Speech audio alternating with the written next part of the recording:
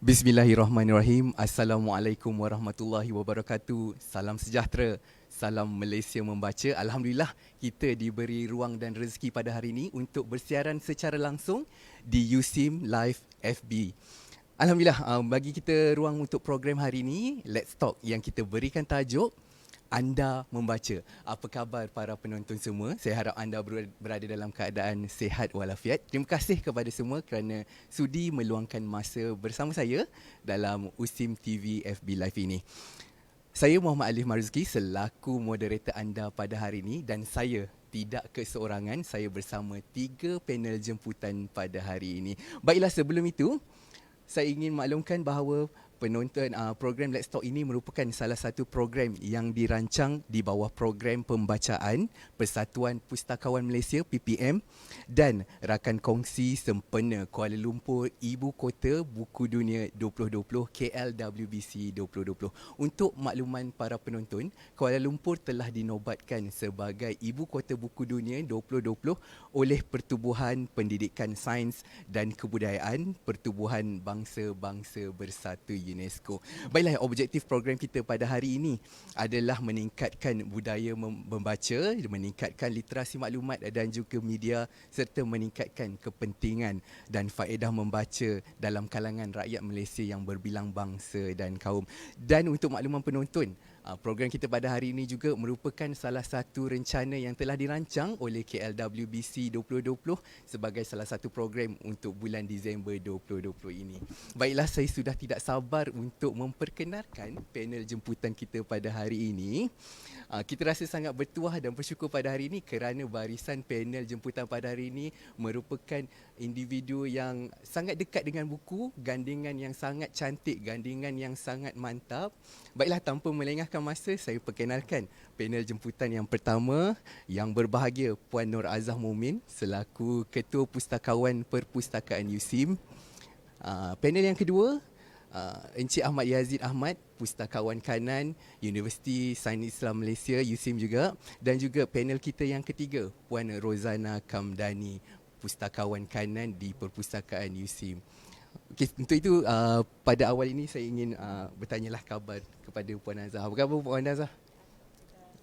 Alhamdulillah sihat. Baiklah, nampaknya Puan Azah dah sangat bersedia saya rasa untuk kita punya perkongsian pada pagi ini. Baiklah, untuk makluman hadirin juga, Puan Azah merupakan individu yang tidak asing lagi berkaitan dengan buku kerana beliau juga merupakan Ketua Pustakawan di Perpustakaan USIM, dan saling tidak tumpah lagi iaitu buku sangat dekat dengan dia. Dan beliau juga telah terkenal dengan memiliki perpustakaan sendiri di rumah, dan juga buku merupakan tidak asing lagi lah kepada beliau. Dan untuk segmen pertama ini, kita bermula dengan panel pertama, Puan Nur Azah Mumin, untuk berkongsi berkaitan minat membaca dan perpustakaan keluarga. Untuk itu saya serahkan kepada Puan Azah untuk segmen pertama kita. Dipersilakan.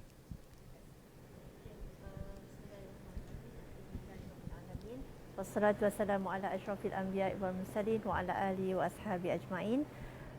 Alhamdulillah, pagi ni kita dipertemukan dalam sesi Let's Talk Anda Membaca. Okey, dan untuk sesi saya diberikan tajuk minat membaca dan juga perpustakaan keluarga. Jadi terima kasih kepada Cik Alif selaku moderator untuk sesi pagi ini. Terima kasih juga kepada semua yang menonton sesi Let's Talk pagi ini dibawakan khas dari USIM. Okey, jadi insya-Allah saya selain daripada kita berada di USIM ni bersama dengan ahli panel 2 orang lagi. Jadi saya mulakan dulu dengan berkenaan dengan minat membaca.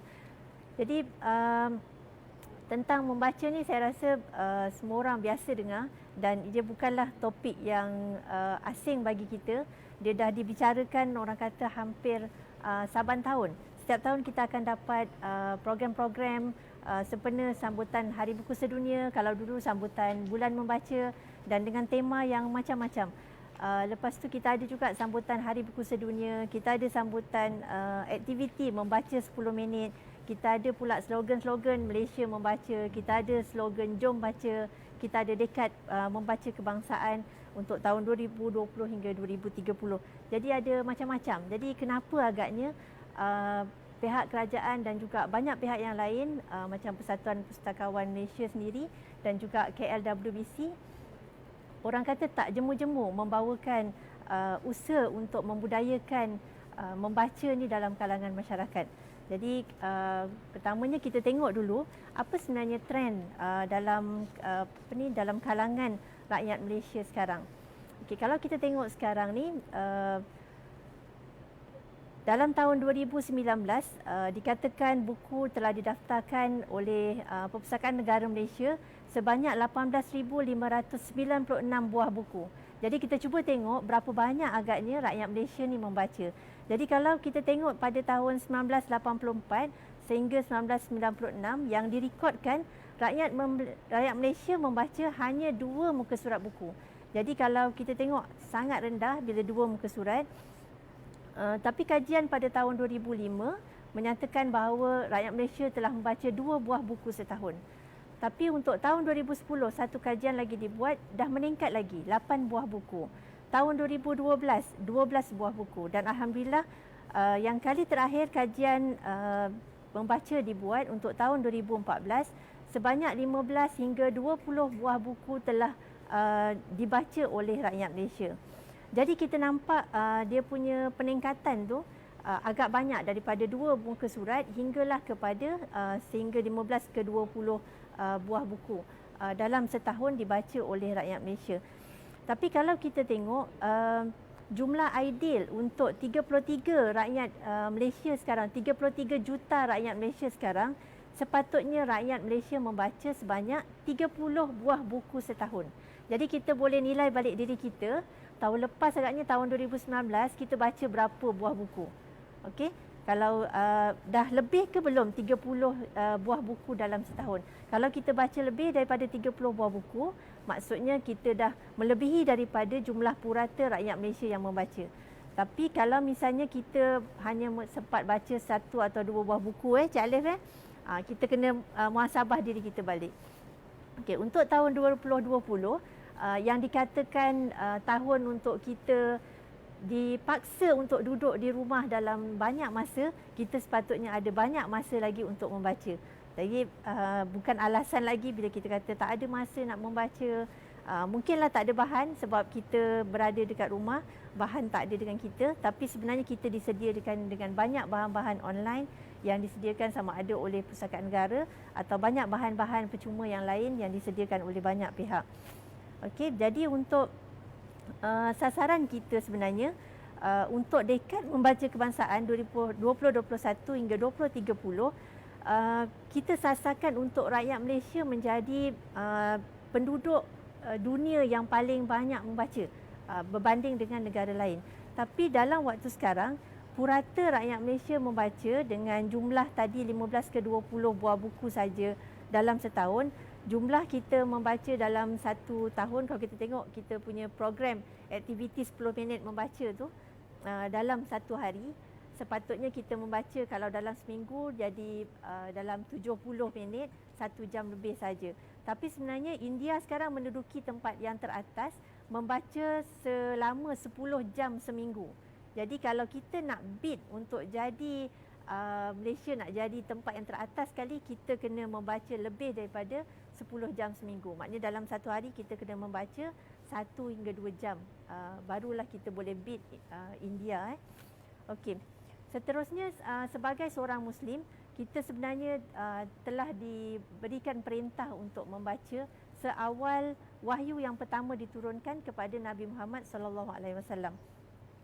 Okey, jadi ayat daripada surah Al-Alaq ayat 1 hingga 5, Bismillahirrahmanirrahim, Iqra' bismi rabbikal ladzi khalaq ni, dan seterusnya sampai ayat yang kelima membawa maksud dan suruhan supaya kita membaca dengan nama Tuhan. Bacalah dengan nama Tuhanmu yang menciptakan sekalian makhluk. Lepas tu kita diminta untuk membaca. Bacalah dengan nama Tuhanmu yang pemurah, yang mengajar manusia melalui pena dan tulisan. Jadi bila kita kata pena dan tulisan, bermaksud yang terhasil daripada tulisan-tulisan adalah buku-buku, artikel-artikel dalam surat khabar, dalam majalah, dalam jurnal, bahan-bahan penulisan yang ada dalam internet dan sebagainya. Jadi bila kita disuruh membaca dengan nama Allah, dengan nama Tuhanmu yang pemurah, Bermaksud kita haruslah membaca bahan yang diredai oleh Allah. Kita takkan memilih bahan-bahan yang Allah tak suka. Sebab apa yang kita buat adalah untuk mendapat keredaan daripada Allah. Jadi kalau kita tengok balik peristiwa semasa wahyu diturunkan, apa yang berlaku semasa wahyu diturunkan? Malaikat Jibril datang kepada Nabi di Gua Hira. Malaikat peluk Nabi kuat-kuat. Iqra. Tapi Nabi Muhammad jawab, ma ana biqari'in, aku tak boleh membaca. Tapi lepas tu malaikat peluk lagi. Peluk kuat-kuat lagi.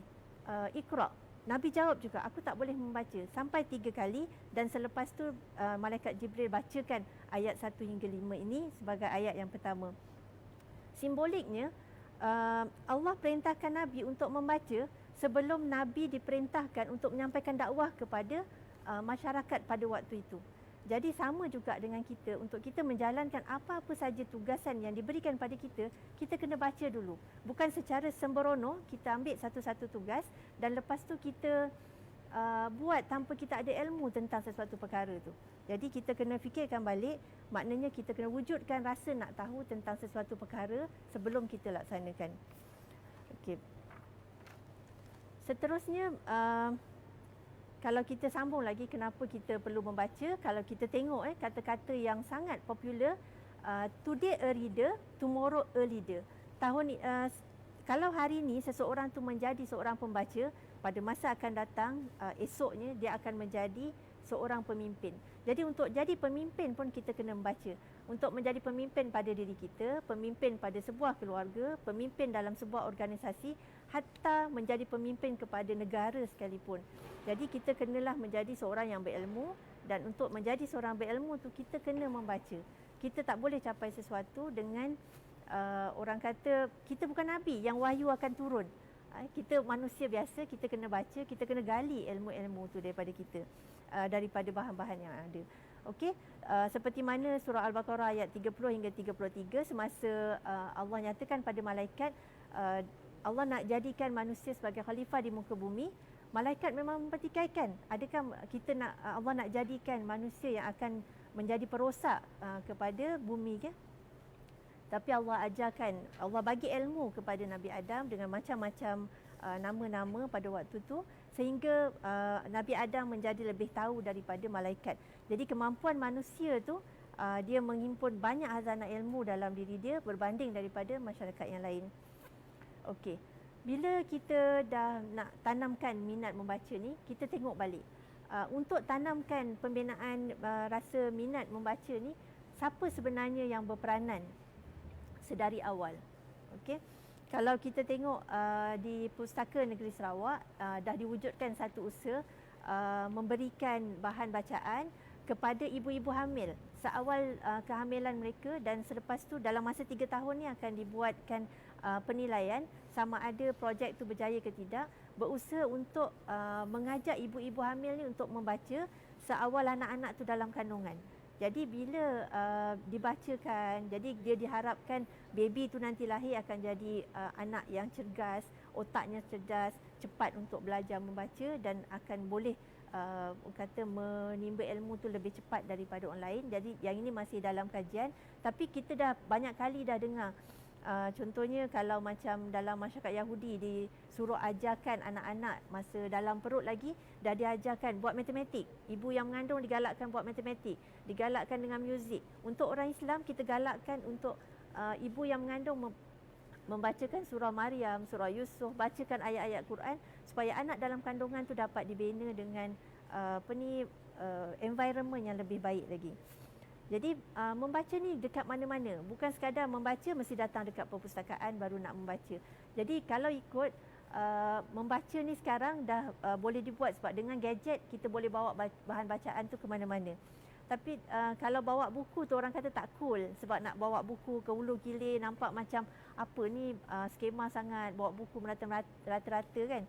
Jadi kalau tak nak bawa buku dan bawa gadget, sebab dalam gadget sekarang dah ada banyak dah e-buku, e-book, kita ada audiobook, jadi macam-macam cara untuk kita boleh membaca.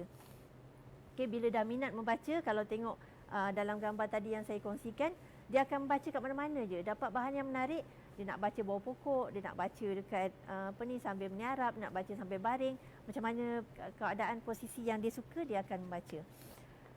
Okey. Seterusnya kita tengok pula macam mana kalau orang yang baru nak belajar-belajar, nak berjinak-jinak, nak membaca ni. Okey, saya ambil satu situasi yang orang tanya, awak macam mana saya nak rajin baca? Ni soalan yang selalu ditanyakan. Kalau pada saya pun kerap kali ditanyakan. Macam mana nak galakkan anak-anak membaca? Macam mana nak galakkan diri sendiri rajin baca? So, kita baca je lah. Cari bahan yang awak suka. Kita kena mulakan dengan bahan-bahan yang kita suka. Jadi baca aje. Tapi dia kata saya tak minat. Alasan yang pertama dia, saya tak minat. Okey, cuba kenal dulu minat apa. Jadi kita mungkin ada orang dia minat tentang kereta-kereta. Ada orang dia mungkin minat tentang kapal terbang. Ada orang minat masak. Ada orang dia minat tentang fashion-fashion. Ada orang memang minat baca novel. Ada orang minat cerita-cerita thriller. Ada orang minat macam-macam lah, minat orang tu berbeza. Jadi kena tahu dulu minat sendiri, suka apa. Lepas tu nak tahu tentang apa. Kita ada dalam dunia ni macam-macam benda yang kita nak tahu. Kita nak tahu tentang macam mana nak masak, benda yang basic kan. Kita nak tahu macam mana kita nak baiki kereta contohnya. Okey. Jadi mulakan dengan buku-buku yang ringan tentang sesuatu perkara yang kita nak belajar. Jangan terus baca buku-buku yang kalau kata nak belajar masak, kita terus baca buku yang sebenarnya dibuat untuk chef. Belajar tentang jenis-jenis pisau, belajar tentang jenis-jenis senduk. Bila macam tu kita jadi macam, oi complicated, periuk ni tak ada, ni tak ada, semua benda tak ada. So kita terus tak boleh nak mula. Jadi kita akan sukar. Jadi kita ambil buku resepi yang mudah-mudah tu, yang orang kata 5 minit siap. Cari yang macam tu. Okey, jadi cari perkara yang paling minat, lepas tu baca. Tapi saya selalunya bila nak baca, saya mesti mengantuk. Kan orang kata buka buku je nak tidur. Macam so kita tidurlah dulu. Dah bangun nanti, dah hilang, dah mengantuk, bacalah lagi kan. Tapi saya selalunya susah nak faham. Nanti mungkin bila Pak Cik Yazid nanti akan masukkan isu tu saya tak boleh nak ingat, apa yang saya baca tu saya dah lupa. Jadi kita, siapa yang suruh hafal? Tak ada siapa suruh hafal satu buku baca, kita pun nak hafalkan satu buku tu. Tak ada siapa suruh hafal. Dia hafal ni biasanya untuk nak periksa je. Kita duduk menghafal, hafal. Tapi sebenarnya benda tu tak payah. Tapi orang ni dia masih so akhirnya kawan dia cakap, tak apalah awak tutup buku, tak payah baca lagi. Awak nak tahu tak sebenarnya masalah awak ni bukannya tak mampu nak baca, tapi sebenarnya tak mahu. Jadi enjoy je lah jadi orang yang tak tahu tu sampai nanti awak bertemu dengan yang maha tahu. Okay, masa bila kita bertemu dengan yang maha tahu tu nanti? Waktu kita dah meninggal. Okay, masa kita dah berada bawah tanah nanti ataupun dekat akhirat, nanti masa tu bagilah alasan-alasan kenapa kita tak nak membaca masa kita hidup. Okey. So kalau berani buatlah. Okey. Jadi seterusnya kita pindah kepada saya punya part untuk saya punya part pagi ni yang kedua tentang perpustakaan di rumah. Okey. Kenapa nak kena ada perpustakaan dekat rumah? Sebab bila kita dah minat membaca, kita nak kalau boleh kita boleh membaca pada bila-bila masa. Jadi bila macam tu kita kena ada perpustakaan ataupun sudut bacaan ataupun buku-buku yang kita tempatkan dekat rumah untuk memudahkan kita nak baca bila-bila. Sebab kalau kita tak ada buku kita sendiri, tak ada koleksi kita sendiri, sukar kita nak membaca pada bila-bila masa sebab buku tu tak ada dekat kita. Jadi selalu kita dengar rumah orang yang hebat selalunya dia ada rak buku yang hebat-hebat. Okey, kita ada pernah tengok Sultan Nazrin punya koleksi okey, dia punya perpustakaan tu hebat. Okey. Tapi rumah orang biasa-biasa selalunya dia ada rak TV yang luar biasa. Tu rumah orang biasalah. Kalau orang biasa lagi rak TV dia pun tak luar biasa pun. Okey. A room without books is like a body without soul. Maknanya kalau satu kawasan tu, satu rumah, satu bilik, kalau tak ada buku dia macam badan tanpa roh. Kalau badan tanpa roh maknanya dah matilah, dah tak ada dah. Sebab dia tak ada sesuatu yang menghidupkan dia. Sebab keinginan untuk tahu sesuatu tu membuatkan kita sentiasa hidup. Hari ini lebih baik daripada hari semalam dan esok lebih baik daripada hari ini. Okey. Saya sharekan ini perpustakaan di rumah Datuk Seri Dr. Zaini Ujang. Kalau tengok sebab nak jadikan inspirasi. Jadi bila jadi inspirasi kita kena tengok yang hebat-hebat.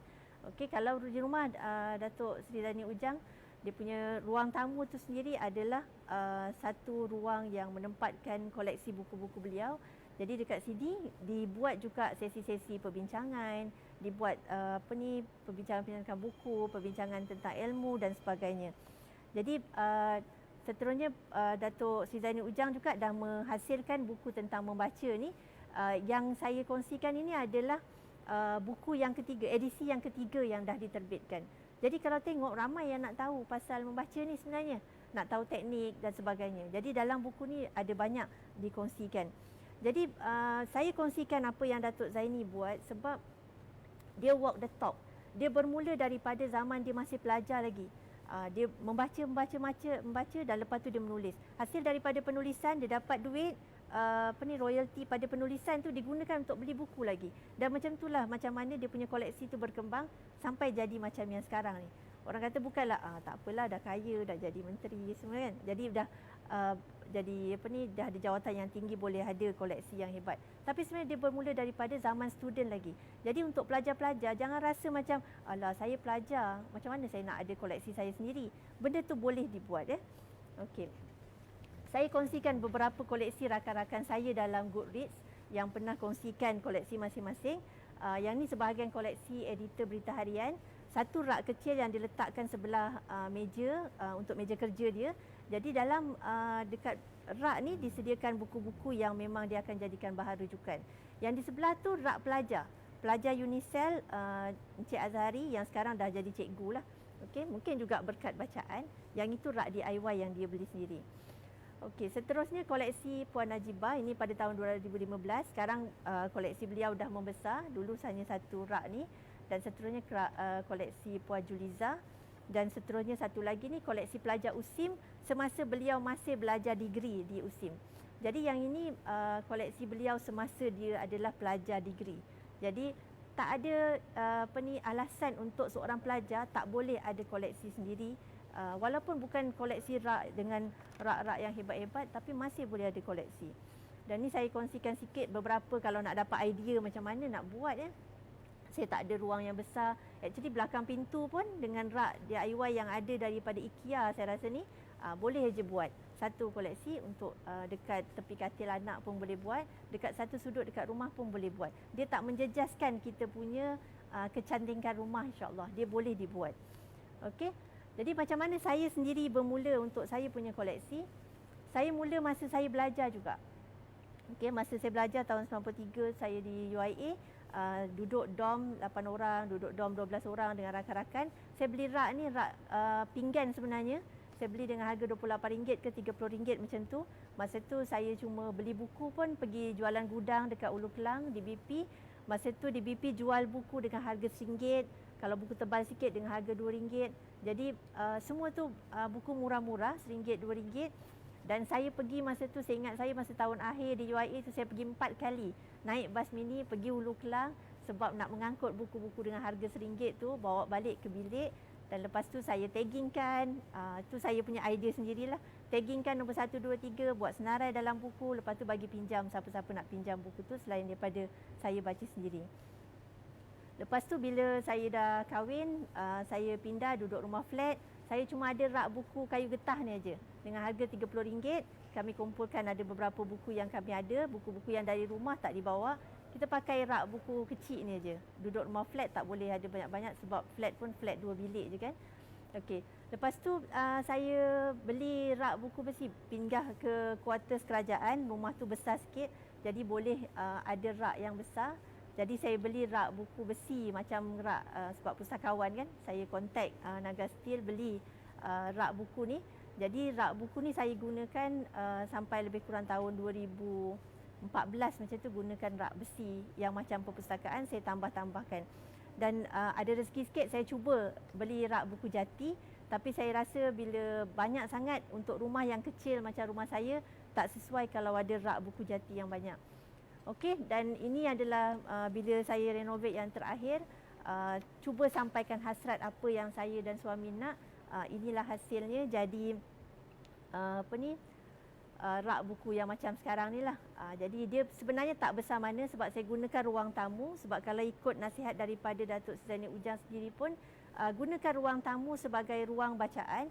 Sebab ruang itulah sebenarnya ruang yang kita boleh duduk bersama dengan keluarga. Sebab kalau kita gunakan dalam bilik, mungkin untuk rumah-rumah yang kecil tak ada banyak bilik, agak sukar. Jadi gunakan ruang tamu. Kita kat Malaysia pun tak ada ramai tetamu sangat yang datang, terutama untuk rumah saya sendiri. Jadi ruang tamu itulah saya gunakan untuk ruang koleksi buku saya dan keluarga.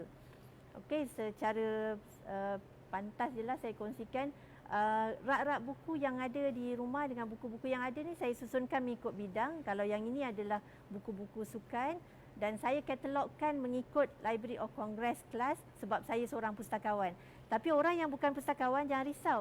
Maknanya boleh aja susunkan buku tu, sama ada nak ikut color, sama ada nak ikut penerbit ataupun nak ikut koleksi. Okey, ni koleksi ayah dekat rak 1, koleksi mak koleksi 2, koleksi anak-anak, Along dekat tingkat 3, Angah dekat tingkat 4. Jadi tak semestinya ikut macam mana yang saya buat. Sebab yang ini mungkin sebab saya pustakawan, lebih mudah untuk saya susun begini.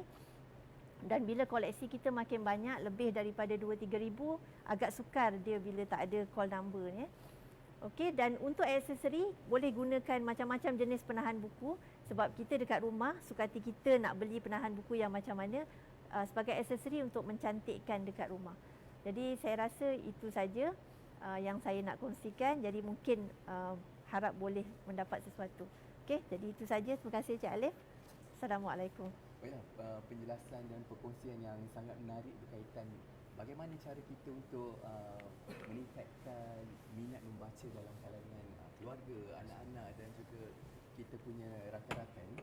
Sebentar tadi Puan Azhar ada menyatakan pelbagai aktiviti telah kita rancangkan sepanjang program-program KLWBC 2020 ini. Seperti sedia maklum, sekarang ni kita memang dipenuhi dan dikelilingi dengan pelbagai aplikasi dekat social media yang kadang-kadang kita nyatakan kenapa kita perlu baca buku sedangkan kita dah follow, kita dah ikuti Twitter ataupun IG daripada Instagram, Facebook, daripada individu-individu yang hebat dan berkongsi berkaitan dengan ilmu-ilmu mereka yang saya rasa agak cukup baiklah untuk dikongsikan. Pada pendapat Puan Azhar lah, adakah ia cukup untuk kita membina bangsa membaca daripada kalangan rakyat Malaysia dalam selaras dengan slogan KL Baca menyantuni masyarakat melalui pembacaan? Adakah ia cukup sekadar kita baca bahan-bahan bacaan pendek di social media itu sendiri? Apa pendapat Puan? Okey. Kan dah habis ada soalan lagi. Okey. Untuk yang bacaan-bacaan yang macam ni, sebab bila kita kata kita membaca, kita kena baca bahan yang memang bahan bacaan. Jadi kalau status dekat Twitter, orang kata tweet pendek-pendek tu, dia tak dinamakan sebagai bahan bacaan. Kalau orang letak dekat Facebook status pendek-pendek kan, dekat WhatsApp, dekat Instagram, Twitter tu, dia tak namakan bahan bacaan. Jadi dia tak lengkap untuk dikatakan kita membaca satu bahan bacaan. Tapi kalau ada yang kata, oh saya tak baca buku, saya baca artikel. Tapi kalau artikel, boleh dia sebab memang artikel-artikel dalam surat khabar ataupun artikel jurnal, majalah yang itu ada 2-3 muka surat. Jadi kalau kita nak kalikan, nak jadikan satu buku tu, kena kalilah berapa muka surat yang kita baca tu, baru kita nak kata kan. Jadi untuk kalau betul-betul nak kata kita membaca tu, kena baca dalam erti kata yang sebenar lah, bukan baca post pendek-pendek tu. Baiklah. Itu merupakan pendapat peribadi Puan Azhar sendiri. So, sebagai kita, rakyat Malaysia, sekiranya kita menyatakan hasrat peribadi kita, kita sudah cukup membaca petikan-petikan pendek ataupun perkongsian-perkongsian pendek, itu masih belum cukup untuk kita mengejar target kita sebagai rakyat Malaysia yang warga membaca menjelang tahun 2030 ini. Baiklah, kita telah tahu bagaimana untuk memupuk minat membaca, bagaimana cara untuk kita, kaedah-kaedah terbaik untuk kita bina perpustakaan kecil ataupun pusat sumber kecil untuk family kita ataupun kepada keluarga kita. Justru kita dah tahu macam mana cara kita nak memupuk minat membaca. Tapi lepas kita dah tahu kita ada minat membaca itu, pasti ada cara-cara yang bernas, cara-cara yang baik untuk kita meningkatkan kadar pembacaan kita. Untuk itu saya teruskan kepada panel kedua kita untuk berkongsi berkaitan dengan bacaan pantas ataupun speed reading. Dan panel kedua kita ini, Encik Ahmad Yazid, merupakan salah seorang pelopor ataupun peneraju berkaitan dengan bacaan pantas. Dan untuk itu kita teruskan tanpa melengahkan masa, saya menjemput Encik Yazid untuk berkongsi berkaitan dengan bacaan pantas ataupun speed reading itu sendiri. Dipersilakan.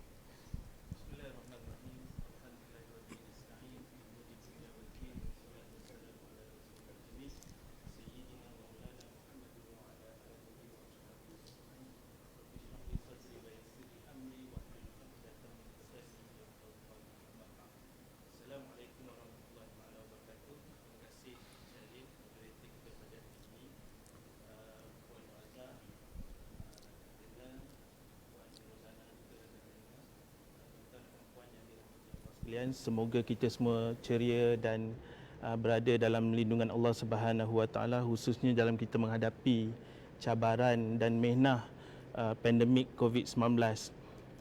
Apa juga cabaran yang kita hadapi, kita harus redha dan tabah menghadapi segala yang telah ditentukan oleh Allah Subhanahu Wa Taala.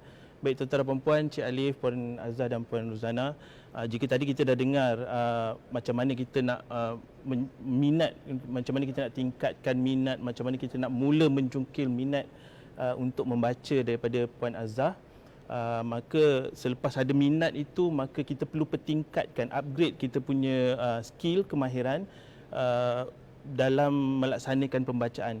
Maka untuk hari ini saya ingin berkongsi dengan tuan-tuan dan puan apa yang telah kita semua ketahui. Mungkin ramai yang dah implement dah bacaan pantas ni. Cumanya dia macam hangat-hangat tiap ayam pun ada kadang-kadang. Bila saya buat bengkel kan dengan rakan-rakan facilitator, masa bengkel tu cantik dah. Tapi bila call balik lepas tu ada buat tak, ada praktis tak, rupanya tak ada. Hangat-hangat tiap ayam je kan. So kita tak nak macam tu. Kita nak hangat-hangat tu berterusan, sentiasa hangat, panas, supaya dia menjadi motivasi kepada kita untuk kita membaca. Baik tuan-tuan dan puan, saya nak mulakan perkongsian pada hari ini dengan memetik satu ayat yang Allah turunkan dalam surah Al-Ahzab ayat 72. Bismillahirrahmanirrahim. Inna aradna al-amanata 'alas samawati wal ardi wal jibal fa abaina an yahmilnaha wa ashfaqna minha wa hamalaha al-insan innahu kana zaluman jahula. Ayat ini Allah menyatakan bahawa Allah nak berikan amanah kepada gunung ganang, bukit bukau. Tapi amanah ini ditolak oleh bukit bukau, gunung ganang ini kerana mereka, makhluk Allah juga, tidak berkeupayaan. Okay, mereka bimbang tak dapat melaksanakan amanah itu. Tapi kemudiannya datang manusia, insan yang sanggup memikul amanah berkenaan. Tetapi di penghujung ayat itu Allah mengatakan innahu kana zaluman jahula. Sesungguhnya manusia itu, kebanyakan manusia itu suka sangat buat zalim dan suka juga buat benda-benda yang bodoh, buat benda-benda yang tidak sepatutnya dilakukan. Jadi dalam ayat ini yang paling penting yang saya nak tekankan pada kita, pada tuan-tuan dan puan semua adalah amanah. Kalau mengikut tafsir, dalam banyak tafsir yang saya rujuk, amanah itu ada yang menyatakan ia adalah syariat. Ia adalah berkaitan juga dengan ilmu. Ia adalah gaya hidup. Ia adalah segala-galanya amanah. Manusia itu memikul amanah yang besar. Apatah lagi dalam ayat yang Puan Azhar ada mention di awal tadi, wa iz qulna lil malaikati isjudu li adama fasajadu illa iblis, wa iz qulna lil malaikati Allahu akbar.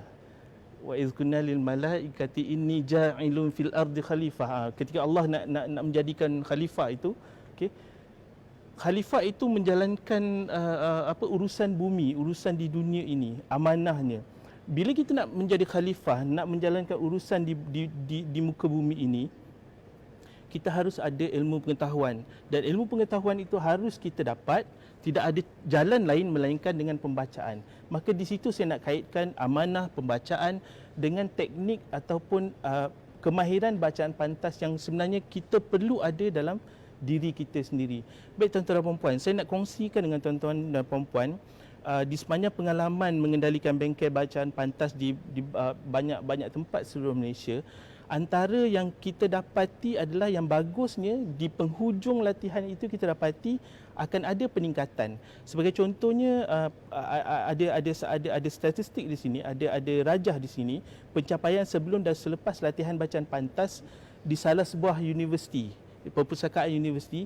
Kalau kita tengok ada garisan, dua garisan di situ, garisan di sebelah bawah dan garisan di sebelah atas, itu adalah min, purata bagi pencapaian peserta sebelum dan selepas. Kalau kita tengok memang ada berlaku peningkatan dalam, kalau ini dia punya peningkatan dalam 112.1 peningkatan. Begitu juga dengan perkara yang kedua, rajah yang kedua ini, yang ini di sekolah juga berlaku peningkatan minimum min purata sebelum dan selepas daripada pelaksanaan bengkel. Maknanya bila kita dah ajar kepada peserta-peserta kita teknik, apa yang perlu dilakukan, apa yang tak boleh kita lakukan, kita dapati ada kesan yang signifikan selepas daripada kita mengajar peserta-peserta ini. Alhamdulillah. Itu baru 2 hari. Mungkin juga sehari punya bengkel. Dan kalau ia dilakukan secara berterusan, konsisten, maka saya percaya setiap peserta yang telah mengikuti bengkel ini mampu untuk menjadi seorang pembaca pantas yang konsisten. Okey. Ya, Puan Azah juga dah kongsikan ayat daripada Allah Subhanahu Wa Taala ini, firman Allah yang pertama diturunkan kepada Nabi Muhammad SAW. Saya rasa saya tak perlu ulas dengan lebih panjang, kewajipan untuk kita membaca. Baik tuan-tuan dan puan,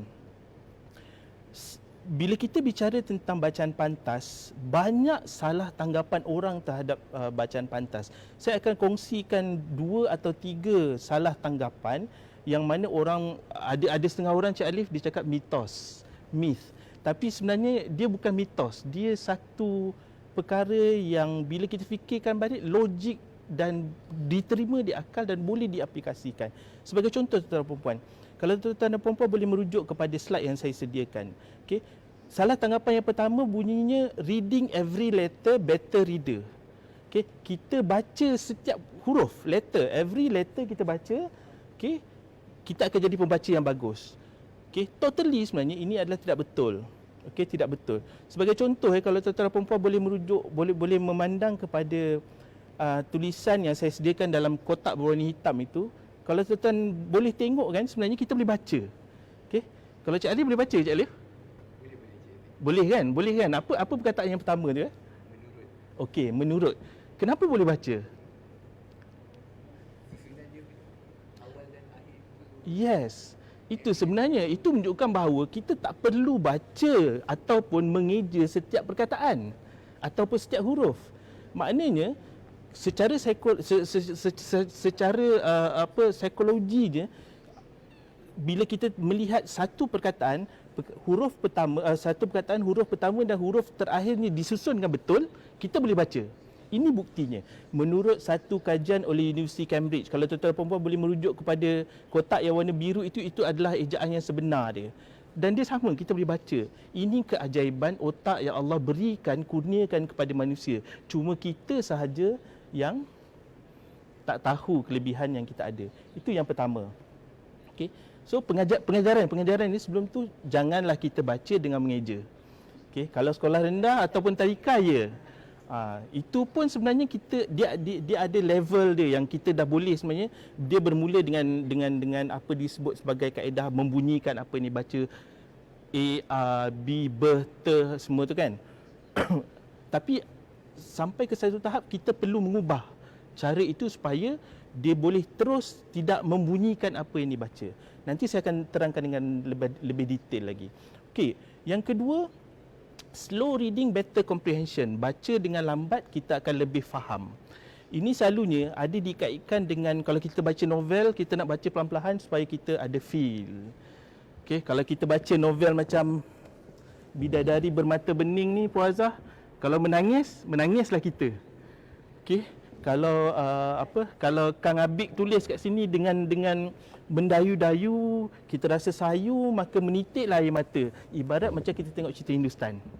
Okey, apa yang berlaku sebenarnya tidak begitu. Bila kita membaca, okey, dengan kita membaca secara laju, insya-Allah kita akan dapat kefahaman sekaligus dengan apa yang kita baca secara laju. Okey, kalau tuan-tuan dan puan boleh tengok analoginya di kotak yang sebelah kanan itu 1 2 3 tu perkataan pertama, perkataan kedua, perkataan ketiga. Maka apa yang perlu kita buat adalah kita grupkan beberapa perkataan itu dengan sekali pandang. Di situlah datangnya speed, kelajuan atau kepantasan ketika kita membaca. Baik tuan-tuan dan puan, membaca ni sebenarnya bila kita baca secara perlahan, dia sebenarnya sangat membosankan. Ibaratnya, kalau saya boleh bagi analogi, kalau kita menonton cerita wayang dan kita gerak perlahankan wayang tu, cerita tu, dia jadi macam very slow motion punya pergerakan, kita akan jadi tak menarik lah, boring lah. Sama juga dengan pembacaan. Okay? Sebenarnya otak kita mampu untuk mencerap dan membaca dengan selaju yang mungkin. Tapi oleh kerana ketidakupayaan kita menguasai kemahiran bacaan pantas itu menyebabkan kita tak boleh nak baca pantas kita baca di luar daripada kemampuan otak kita yang sebenar yang boleh baca laju, maka kita akan jadi boring. Itu sebenarnya yang perkara yang selalu menjadi selalu melekat dalam pemikiran orang bila kita tanya pasal speed reading. Sebab tu kesediaan untuk seseorang itu praktis bacaan pantas sangat penting. Kita kena terapkan dalam diri, aku nak jadi pembaca pantas. Then baru dia boleh. Kalau kita ajar macam mana pun tapi dia tak nak menjadi seorang pembaca pantas, macam Puan Azhar cakap tadi lah, suruh baca banyak sangat bagi alasan A, alasan B, alasan C, then kita takkan dapat apa pun. Okey, tuan-tuan dan puan, yang ketiga, ini pun selalu juga orang cakap, only smart people can read fast. Orang bijak aja, orang yang cerdik je boleh baca laju. Sebenarnya tidak betul. Kenapa dia jadi bijak? Dia jadi bijak kerana dia banyak membaca. Macam mana dia boleh banyak membaca? Saya bagi contoh. Kalaulah buku Dr. Zul Azlin ni, okey, saya suka baca buku ni sebenarnya, depresi ni. Kalaulah orang biasa dia baca buku ni mungkin seminggu. Okey, dia ambil masa seminggu, tapi kalau pembaca pantas dia boleh habis kurang daripada 2 jam. So dalam tempoh seminggu, pembaca biasa boleh baca satu buku. Orang yang mengamalkan teknik bacaan pantas, dia boleh baca 2 jam. Bayangkan berapa banyak buku orang yang membaca pantas ni boleh baca dalam tempoh seminggu. Itu analogi yang saya boleh berikan berkaitan dengan only smart people can read fast ni. Okay. Sebenarnya kita semua boleh jadi pembaca pantas. Baik tuan-tuan dan puan, nak jadi pembaca hebat kita kena tahu, kita kena belajar sedikit sejarah, belajar daripada orang-orang yang hebat dalam pembacaan. Yang pertama sekali saya nak kongsikan dengan tuan-tuan dan puan adalah Imam Syafi'i. Imam Syafi'i sebagaimana kita tahu, ia adalah pelopor kepada mazhab Syafi'i.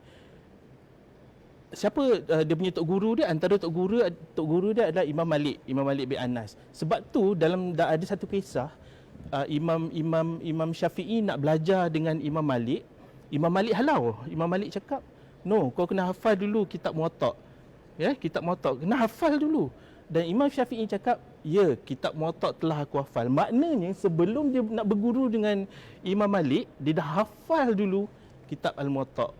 Hebat tak hebatlah Imam Syafi'i ini. Sebab tu dia dikenali sebagai Imam Zainul Fuqaha, Sayyidul Fuqaha dan sebagainya. Bayangkan umur 9 tahun dah hafal Quran. Dan yang penting sebenarnya cara hidup dia, 1/3 dia menulis. 1/3 daripada 24 jam tu, maknanya dalam 8 jam dia solat, dia beribadah lah maksudnya. Dan 1/3 lagi dia tidur ataupun rehat. Hebat tak hebat? Nak jadi orang hebat sebenarnya, inilah caranya. Okay, nak jadi orang yang hebat dalam pembacaan. Okay.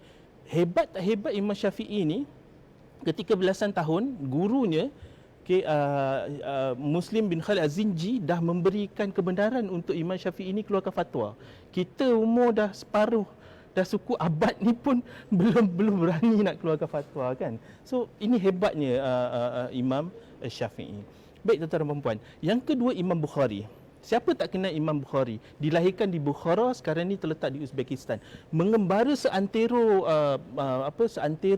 Asia Tengah sampai ke sebelah negara-negara Arab itu untuk mengumpul hadis, sehingga kan dinyatakan dalam sejarah beliau berjaya mengumpul 600,000 hadis dan 50% dikatakan 300,000 hadis dihafal oleh Imam Syafi'i. Dan bila kita sebut hafal tu, dia bukannya hafaz matan sahaja. Bukannya dia hafal ayat hadis itu saja, dia hafal dari sanadnya sekali. Okay, sanadnya daripada Nabi Muhammad kepada siapa sampailah kepada beliau. Itu pun beliau hafal. Begitu hebatnya Imam Bukhari sehingga mampu untuk menulis Sahih Bukhari atau Jami' As-Sahih. Okay, dan Imam Bukhari hidup sekitar tahun 250 Hijrah. 5 kurun selepas itu atau 6 kurun selepas itu datang pula Imam Ibn Hajar Al-Asqalani yang mensyarahkan kitab Sahih Bukhari itu, maka terhasillah Fathul Bari. Fathul Bari bisyarah Sahih Bukhari. Bayangkan ulama yang hebat menghasilkan kitab yang hebat yang menjadi rujukan muktabar, sumber ilmu, disyarah pula oleh ulama yang lain. Bayangkan betapa hebatnya ulama ini dalam pembacaan. Okey, Imam Bukhari ni berteleku dengan ramai guru-guru dinyatakan dalam sejarah lebih kurang 1080 orang ulama hadis beliau jumpa. Okey, zaman dulu mengembara bukan naik kapal terbang Cik Alip. Kan? Betul kan? Naik kuda, naik unta kan? Bayangkan betapa besarnya pengorbanan Imam Bukhari ketika itu, dan sudah pasti dia adalah seorang pembaca yang hebat. Yang ketiga saya nak kongsikan adalah Syekh Said Ramadan Al-Buti, meninggal lebih kurang 4 atau 5 tahun yang lalu, okay, di Syria, dibom. Okay, tuan-tuan dan puan-puan, mengikut dalam buku Datuk Dr. Zulkifli Muhammad Al-Baqi ada menyatakan, menurut anaknya Dr. Taufik Ramadan, bapaku mempunyai sebuah bilik khusus dan apabila dia masuk dalam bilik itu, dia hanya pastinya berada dalam 3 keadaan. Yang pertama, sama ada membaca, menulis atau sembahyang dan zikir. Jarang tengok dia tidur. Maknanya nak jadi orang hebat kena kurang tidur. Tapi kita terlebih tidur. Kan, kita terlebih tidur. So nak jadi orang hebat, membaca, nak jadi orang yang berilmu ni kena kurangkan tidur. Okay, kurangkan tidur, kurangkan makan, banyakkan membaca, banyakkan merenung dan menelaah bahan-bahan. Baik tuan-tuan dan puan-puan. Okey, yang ini John F Kennedy. Siapa tak kenal? John F Kennedy, Presiden Amerika Syarikat yang ke-35. Ke peringkat awalnya dalam buku dinyatakan beliau punya speed 248, dan bila John F Kennedy ni berlatih kan, dia akhirnya mencapai speed 1000 perkataan seminit. Okay, kelebihan dia boleh pelbagaikan kelajuan dia mengikut genre buku yang dibaca. Okay, itu John F Kennedy. Yang berikutnya ni John Stuart Mill. John Stuart Mill ni sebenarnya tuan-tuan dan puan-puan dinyatakan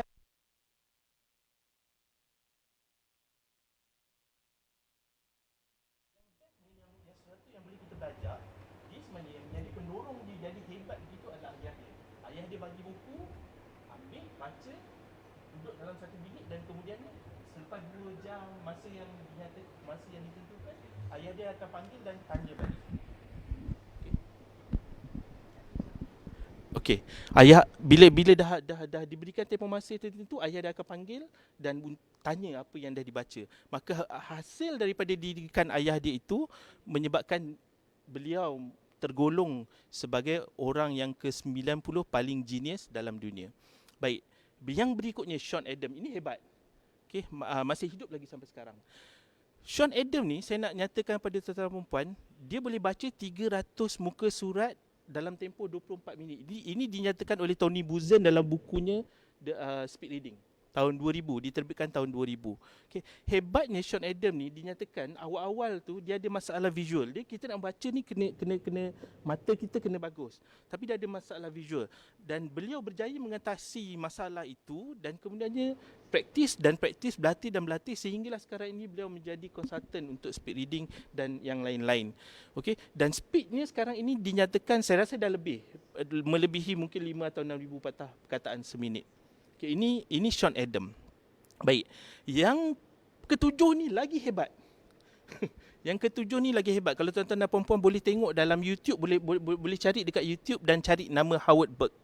1990, tahun 1990, Howard Berg dimasukkan namanya dalam Guinness Book World of Record, yang mana sekarang ini tiada siapa boleh mencabar speed bacaan beliau.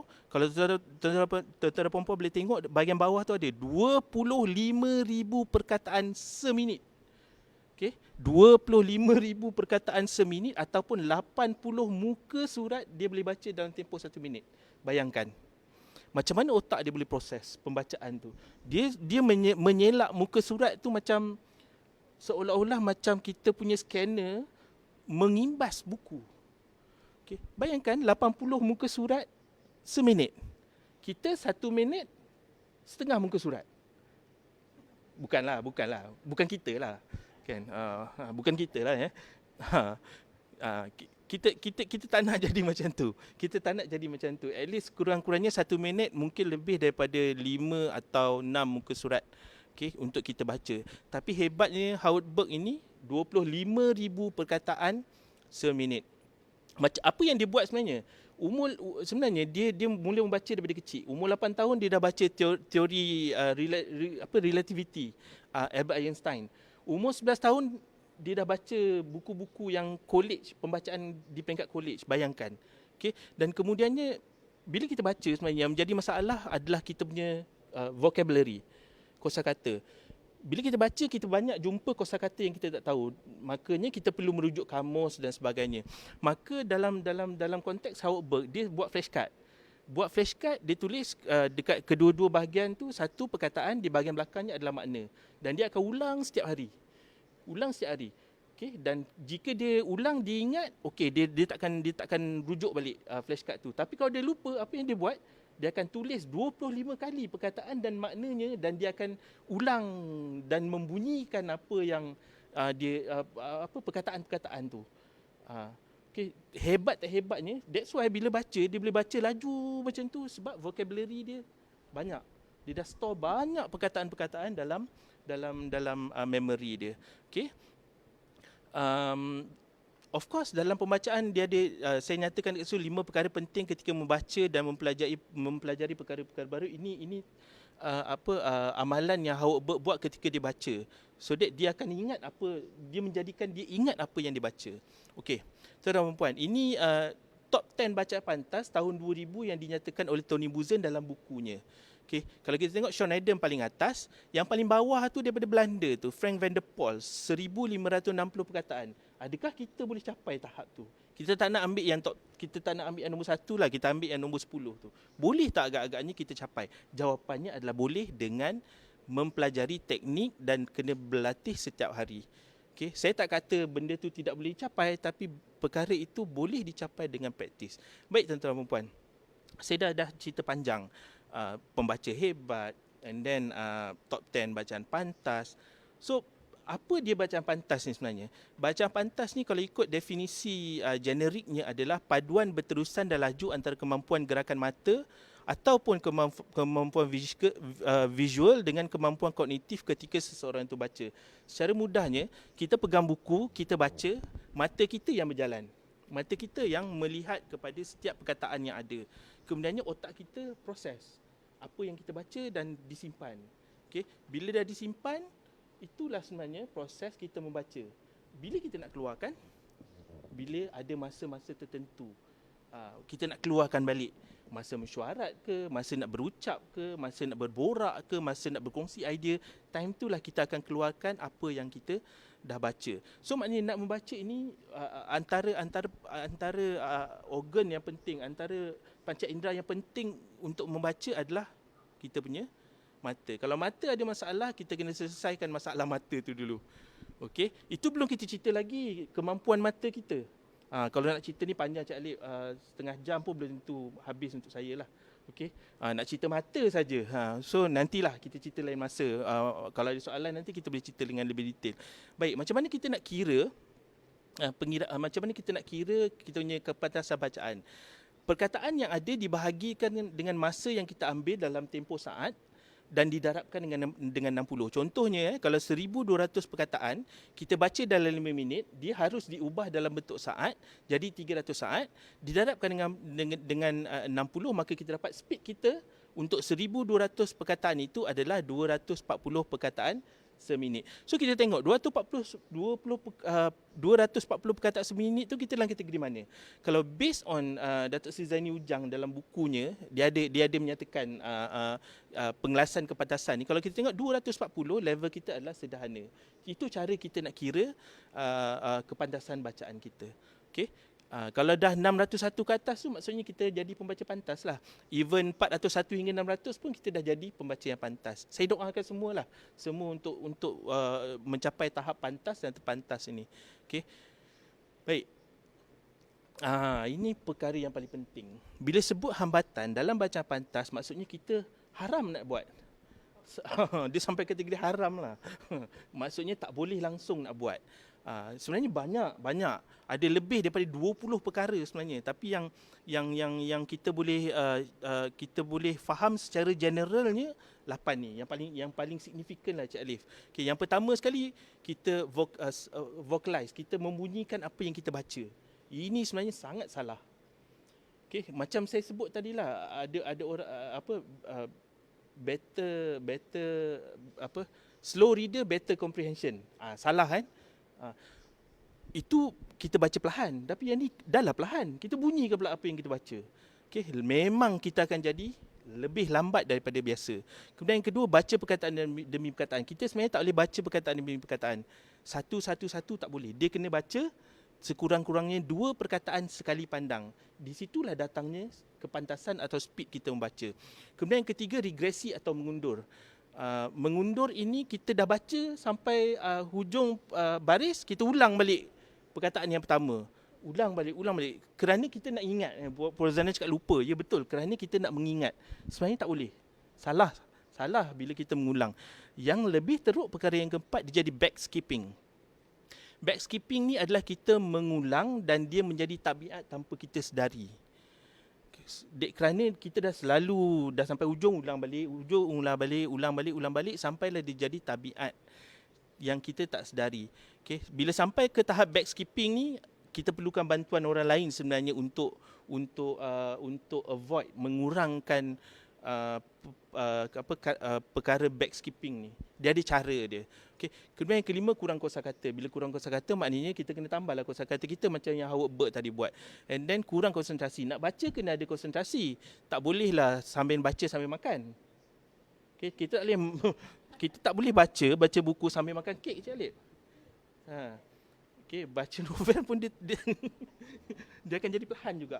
Kecuali membaca dengan makan chewing gum atau gula-gula. Itu boleh. Kenapa?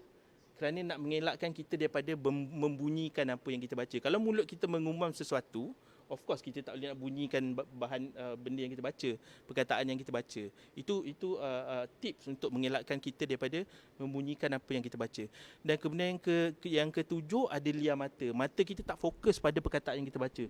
Sekejap kiri, sekejap kanan, sekejap atas, sekejap bawah. Okay, dia lebih kurang kita kurang konsentrasi. Tapi yang ni mata kita. Maknanya kita kena kawal mata kita supaya tidak liar. Dan akhir sekali, kita baca sambil nak ingat. Ini tak jadi. Okay, kita sebenarnya tak boleh baca sambil mengingat. Bila kita baca dengan selaju yang mungkin, percayalah, apa yang kita baca tu automatik dia akan tersimpan dalam memori kita. Ini 8 perkara yang kita sama sekali tak boleh buat bila kita nak praktis atau mengamalkan bacaan pantas. Baik tuan-tuan dan puan, saya kongsikan dengan tuan-tuan dan puan pergerakan mata. Pergerakan mata bagi orang yang pembaca biasa, yang sebelah kiri atas. Dia baca satu demi satu patah perkataan. Kalau ada 4 kat tu, saya suka membaca buku. Mata dia pada saya, pada suka, pada membaca, pada buku. 4 kali pandang. Pembaca lemah, dia dah baca sampai ke buku, dia ulang balik. Baca ulang balik. Itu pembaca lemah. Pembaca yang hebat, pembaca yang pantas, yang kita nak jadi ni, okay, dia dalam 4 perkataan tu dia hanya baca dengan 2 kali pandang sahaja.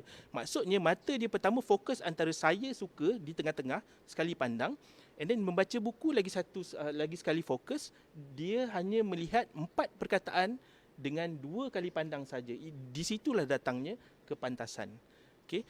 Macam mana nak biasakan mata dengan sekali pandang 2 perkataan sekurang-kurangnya itu, kita kena praktis.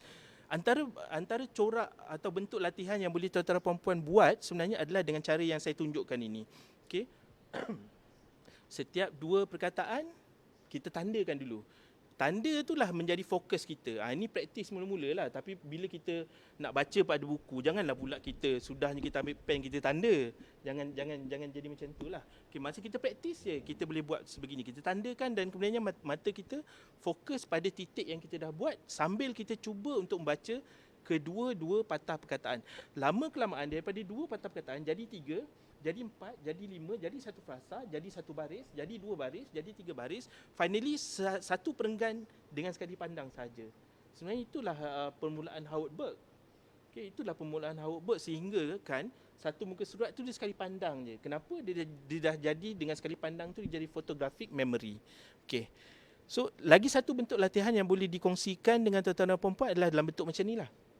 Kita buatkan frasa-frasa tertentu dan kita cuba baca dengan sekali pandang. Bagaimana hendak tidur lena. Mata kita fokus pada perkataan hendak itu. Tapi kita cuba untuk baca keempat-empat patah perkataan. InsyaAllah kalau kita biasa dengan kita biasa menganjalkan mata kita secara vertikal, vertikal dan horizontal. Sebenarnya bila nak jadi speed reader ni, mata kita boleh bergerak secara sekali pandang tu dengan seluas secara horizontal dan secara vertikal.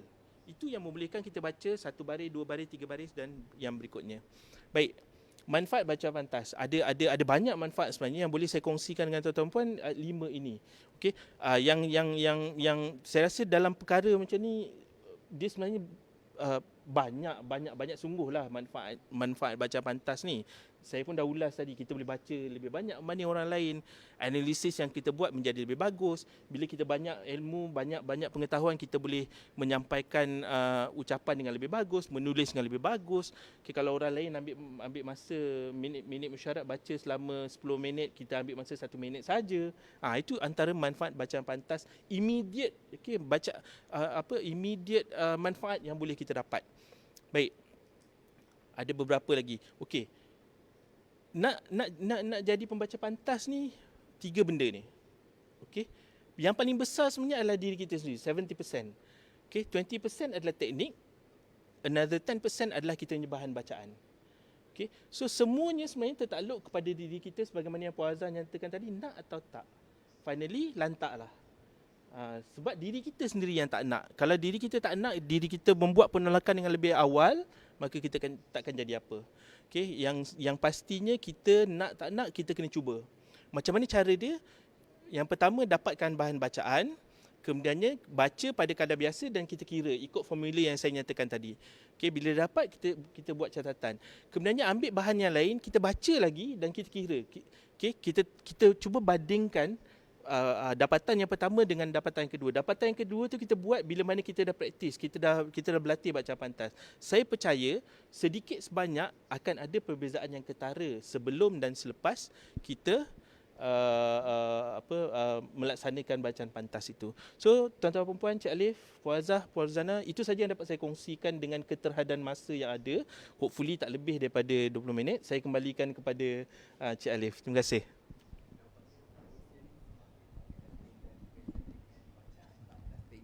Yang perlu kita amalkanlah, instead of kita baca satu persatu perkataan, kita kumpulkan perkataan-perkataan yang ada untuk kita praktiskan bagaimana cara untuk bacaan pantas. Okey, kita sebenarnya ada terima soalan, Cik Aziz, daripada penonton live kita yang menonton FB Live USIM TV ni.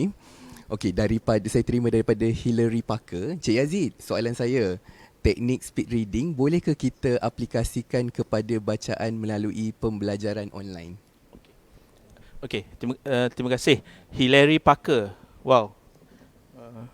Orang Melayu orang Malaysia boleh berbahasa Melayu. Nampak display picture dia macam Harry Potter. Tak nampak orangnya. Okey, soalan pertama, bolehkah kita nak apply dalam bahan, senang cakap, dekat skrin lah. Okey, bacaan pada skrin, pada handphone, pada skrin laptop, skrin komputer, buat imah, tablet dan sebagainya. Jawapannya boleh. Dia tak kisah aplikasi bacaan pantas kita baca dekat mana pun, as long as kita dah ada teknik tu. Kita dah mahir dengan teknik bacaan pantas, menggunakan kaedah apa, medium apa sekalipun boleh. As long as kita belajar. Tetapi ada tetapi dia.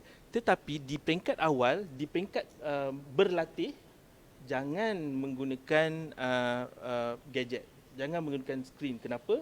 Ada mengikut satu kajian yang dibuat oleh Zafiris dan Kurniawan, bila kita baca daripada skrin, dia membuatkan kita 20% ke 30%, kalau tak saya, lebih lambat berbanding kita baca pada bahan bercetak. Okay. Maksudnya Hillary Parker, bila kita nak praktis, nak tak nak kita kena praktis dengan bahan bercetak. Tapi secara aplikasi, bila kita nak membaca, tak kisahlah apa juga medium yang ada, boleh kita laksanakan teknik bacaan pantas. Saya rasa itu yang boleh saya komenkan. Okey, baiklah, penjelasan yang jelas bagi saya, dan ingin saya ingatkan kepada para penonton, sekiranya terdapat sebarang perkongsian, komentar ataupun sebarang soalan, boleh ajukan di ruangan komen FB Live USIM TV ni, dan insya-Allah sekiranya berkesempatan saya akan ajukan soalan kepada panel kita pada hari ini. Baiklah, kita teruskan dengan perkongsian untuk panel kita yang ketiga, Puan Rozana Kamdani. Kita dah tahu tadi teknik bacaan pantas, bagaimana memupuk minat membaca, bagaimana kaedah untuk kita membuat perpustakaan sendiri di rumah.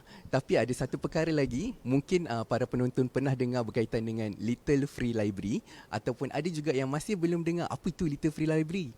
Library kecil ke apa ke, macam mana kaedah kita menggunakan kaedah untuk kita sediakan Little Free Library ni. Untuk itu saya jemput panel kita yang ketiga, Puan Rozana Kamdani, untuk berkongsi berkaitan dengan Little Free Library. Dipersilakan. Okey, baik. Bismillahirrahmanirrahim. Assalamualaikum warahmatullahi wabarakatuh. Alhamdulillahirabbil alamin wassalatu wassalamu ala asyrafil anbiya'i wal mursalin wa ala alihi wasahbihi ajmain. Terima kasih kepada Encik Alif selaku moderator kita pada hari ini, rakan-rakan panel saya yang saya kasihi, Puan Azhar, Encik Ahmad Yazid, dan juga sidang hadirin dan juga sidang pendengar sekalian. Okey. Alright.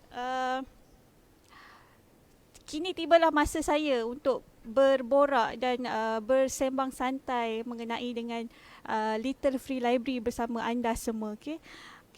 Pada fokus saya pada pagi ini adalah untuk membicarakan tentang latar belakang LFL yang ataupun Little Free Library. Bagaimana LFL itu berkembang di Malaysia dan bagaimana LFL tadi sampai ke kampus USIM yang barakah ini.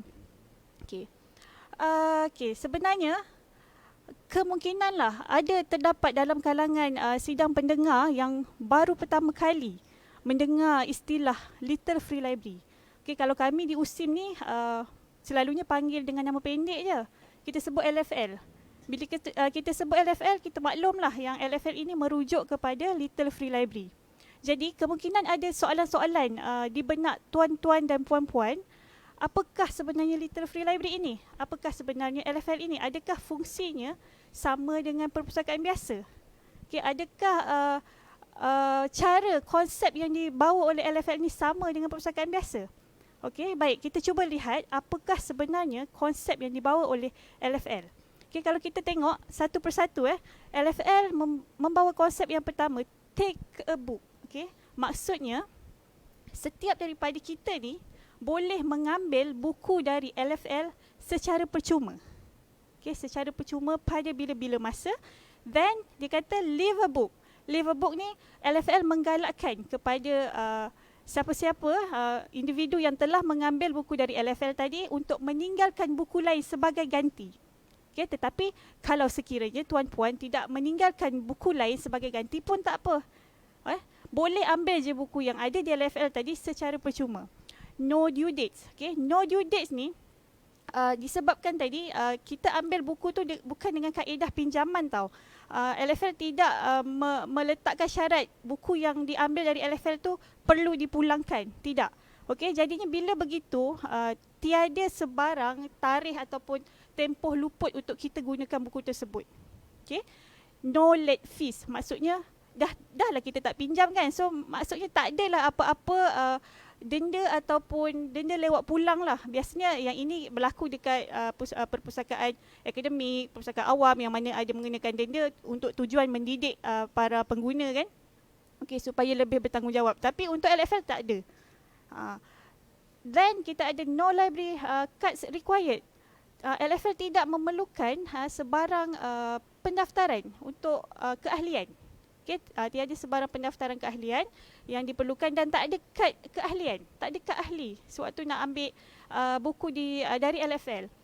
Saya pernah juga ditanya oleh student, oleh pelajar, Puan, kalau kita nak ambil buku dekat LFL tu perlu ke kita menjadi ahli LFL dulu? Tidak. Boleh ambil pada bila-bila masa. Ambillah buku mana yang awak suka. Last sekali, konsep yang dibawakan oleh LFL adalah beroperasi selama 24 jam, 7 hari seminggu, setiap hari tanpa batasan waktu. Pada saya, konsep yang dibawakan oleh LFL ni adalah sebagai orang kata kesinambungan konsep kepada perpustakaan sedia ada, penawaran perkhidmatan perpustakaan sedia ada. Alright. Sebenarnya siapakah pengasas LFL ni? Pengasas LFL ni adalah beliau baru saja meninggal dunia pada tahun lepas, Jadi LFL diasaskan oleh mendiang Todd Bowl pada tahun 2009 dan beliau ni berasal dari Hudson, USA. Hudson ni nama tempat tau, bukan nama gula-gula. Bukan gula-gula Hudson tu, dia nama tempat. Okey. Beliau ni beliau ni sebenarnya dia ada buat satu projek miniature tau, miniature untuk berbentuk model bilik darjah untuk dihadiahkan kepada ibunya. Ibunya ni, ibu Bowl ni adalah seorang bekas guru yang amat suka kepada membaca. Okey. Dan apabila siap, tadi rumah kecil tadi tu siap, miniature tu siap, diletakkan di hadapan rumah ibunya dan diletakkan di dalamnya buku-buku dan dinamakan binaan tadi sebagai free library. Okey. Bila begitu, bila jiran sekeliling kan nampak ada depan rumah Bowl ni ada satu free library lah. So diorang datang memberikan maklum balas yang positif berkenaan dengan tadilah inovasi Bowl tadi, menjadikan Bowl ni lebih teruja untuk membina binaan-binaan kecil yang lain, okey, untuk dihadiahkan kepada kawan-kawan ataupun jiran-jiran yang berminat lah dengan konsep dia tadi. Alright. Bila perkara tersebut semakin diperkatakan dan semakin hangat dari mulut ke mulut kan, sampailah ke pengetahuan Rick Brooks ni. Okay. Brooks ni merupakan seorang jurulatih dari University of Wisconsin. Maafkan saya kalau saya punya sebutan tu agak Jawa sikit, sebab ialah Jawa nak speaking London ni payah sikit kan. Okay. Alright.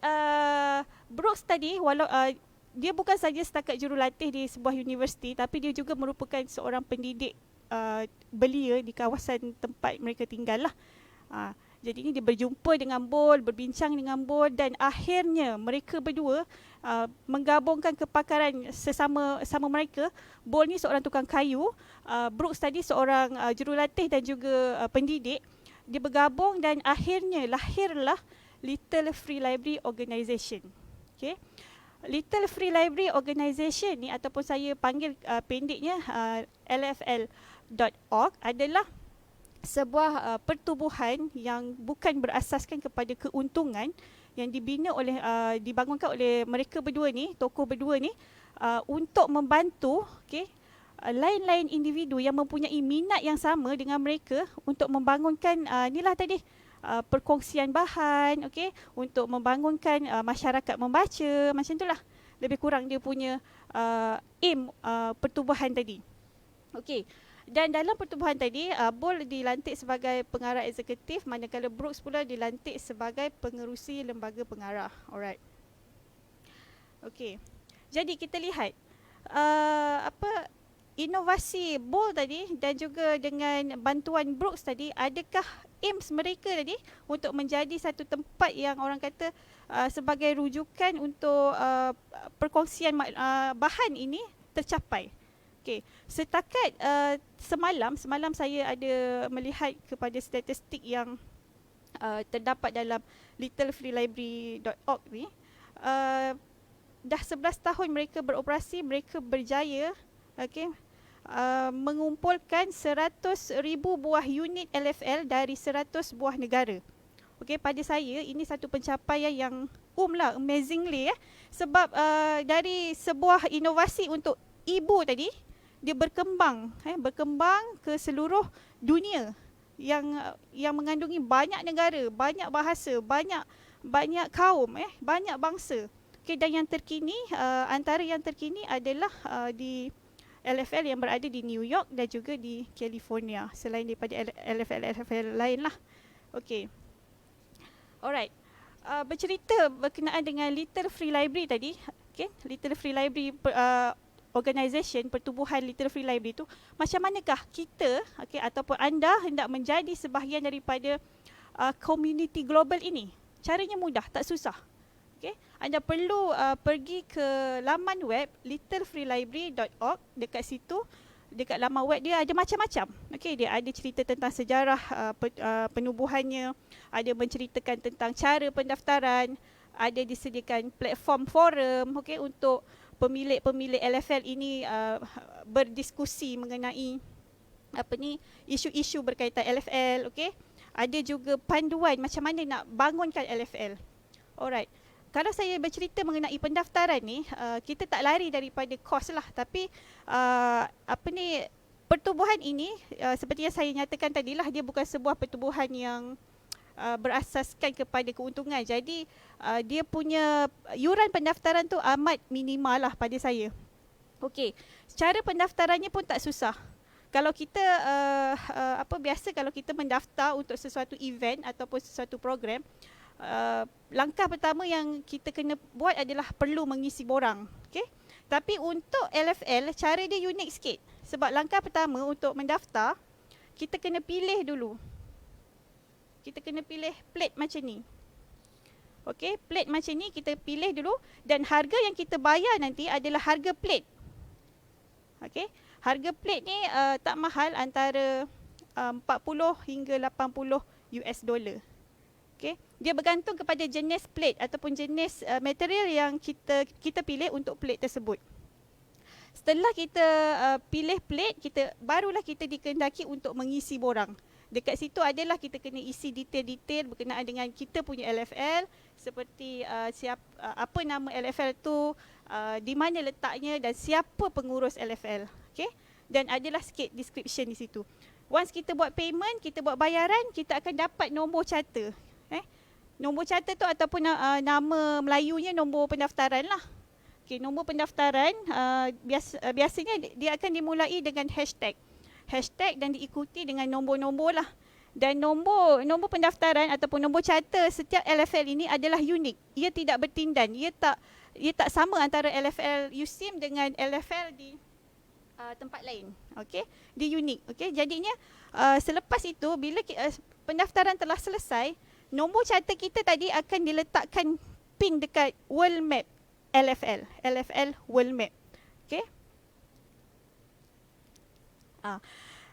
Bila kita dah letakkan pin kita dekat world map tadi, so dia akan dekat world map LFL tadi, dia akan timbul pin-pin warna merah macam dekat dalam slide saya ada dekat gambar peta tu dia ada pin-pin warna merah. Dekat situ akan timbullah kita punya kita punya description berkenaan dengan LFL. Alright. Seterusnya. Jadinya macam mana tadi LFL yang berasal dari USA tadi boleh sampai ke Malaysia? Okey. Dia sampai ke Malaysia, macam mana boleh sampai ke Malaysia? Dan LFL pertama yang didaftarkan dengan littlefreelibrary.org, okey. Yang di Malaysia ini adalah LFL Nilai Impian yang mempunyai charter number 22925 yang didaftarkan pada tahun 2014. Okey. LFL Nilai Impian ini adalah dibina di sebuah rumah persendirian dan dimiliki oleh sebuah keluarga yang amat minat membaca. Okey. Alright. Dari sini kita boleh lihat bila start dari satu tempat, okey, dia semakin lama semakin merebak tau, makin membesar. So jadinya lokasi LFL di Malaysia dah jadi di bermacam-macam lokasi. Ada di rumah persendirian, ada di pejabat, ada di universiti, ada di sekolah-sekolah, tadika, okey. Pusat kegiatan guru pun ada, okey. Apatah lagi kan dekat kita universiti ni. Okey, secara keseluruhan sehingga semalam ada lebih kurang 30 buah LFL yang telah didaftarkan di Malaysia. Dan kalau kita tengok pada statistik, Negeri Sembilan mendahului dengan 7 buah LFL. Okey. Tak adalah tujuan nak compete antara negeri, tak, tapi nak menunjukkan kita LFL ni sebenarnya ada berkembang dari masa ke masa lah. Alright. Jadi macam mana pula LFL ni boleh sampai ke USIM? Dia sampai ke USIM ni bila pihak pengurusan USIM, masa itulah pihak pengurusan tertinggi USIM mendapat berita tentang kewujudan LFL Nilai Impian tadi. So maksudnya LFL di USIM adalah diinspirasikan dari LFL Nilai Impian. Okey. Bila begitu, perpustakaan diminta oleh pihak pengurusan tertinggi untuk menjadi urus setia bagi projek LFL ni. Bila pihak pengurusan mendapati ada impak positif pada LFL nilai impian tadi, okey. So apakah salahnya? Tak salah pun rasanya kalau benda baik dibuat dekat kampus USIM ni. So dipanjangkan LFL tadi ke kampus USIM. So bila kami dapat perpustakaan USIM dapat projek ini, perkara pertama yang kami buat adalah mencari sukarelawan. Okey, sukarelawan ataupun pengurus-pengurus LFL. Sebab perpustakaan takkan mampu nak menguruskan LFL secara sendirian. Okey, dengan kerja-kerja di perpustakaan. So kami perlukan bantuan sukarelawan tadi. Kerana pada awal penubuhan kami tahun 2015, kita ada 7 buah LFL di seluruh kampus. Okey. Dan kami berempat yang berada dalam atas pentas ni, kat atas pentas ni semuanya adalah sukarelawan LFL. Okey, itu persamaan kami lah sekarang ni. Okey, pada tahun 2018 dan 2019 kita tambah lagi 2 buah LFL. Menjadikan jumlah keseluruhan sehingga hari ini di USIM ada 9 buah LFL yang ditempatkan di pelbagai lokasi. Dan kebanyakan lokasinya adalah tempat tumpuan ramai lah. Okey, alright. Tadi saya ada sebutkan berkenaan dengan sukarelawan. Okey, pada awal penubuhan kami dapat mengumpulkan lebih kurang dalam 46 orang sukarelawan macam itulah. Dan sukarelawan tadi kesemuanya kami bahagikan kepada beberapa bahagian. Ini cara kami menguruskan LFL yang 9 tadi di USIM. Okey, daripada ada 6 bahagian, pembahagian sukarelawan tadi. Yang pertama adalah bahagian keurustiaan, yang kedua teknikal prasarana, yang ketiga perolehan dan rekod, yang keempat sirkulasi, yang kelima promosi dan yang terakhir adalah penajaan. Okey, untuk bahagian yang pertama, urustia tu kerjanya memang berkaitan dengan documentation. Okey,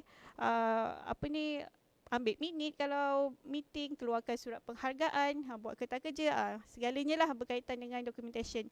Untuk bahagian kedua, teknikal prasarana tu tertumpu kepada bagaimana cara kita nak memperoleh rumah ataupun binaan LFL tadi. Apakah spek yang perlu difikirkan? Apakah cara-cara lain yang boleh kita dapatkan buat rumah tadilah, tak semestinya dengan beli kan. Okey, yang ketiga perolehan dan rekod. Yang ini mau kepada pengurusan bahan lah. Okey, kita cuba uruskan bahan yang kita terima. Kebanyakan bahan yang kita terima melalui sumbangan orang ramai. Bila kita terima tu, kita rekodkan penerimaan, barulah bahagian sirkulasi boleh agihkan bahan-bahan tadi ke 9 LFL yang berada di kawasan kampus. Okey. Seterusnya bahagian promosi, nama pun promosi. Of course lah kerjanya berkaitan dengan promosi. Tak kira lah sama ada promosi penggunaan ke, promosi kita nak dapatkan bahan ataupun promosi kita nak dapatkan penajaan. Dan yang terakhir adalah bahagian penajaan, dan ini pada saya, pendapat peribadi saya lah, penajaan yang paling sukar sekali kami nak buat. Okey. Agak sukar, tapi alhamdulillah kami berjaya jugalah cari penaja-penaja yang bukan sahaja menaja duit, tapi ada juga yang menaja bahan sumbangan. Okey. Alright, ini antara bahan-bahan yang pernah kami terima untuk LFL berkotak-kotak. Okey. Ini adalah sebelum kami rekodkan. Setelah kami rekodkan, kami akan susun di atas rak lah. Okay.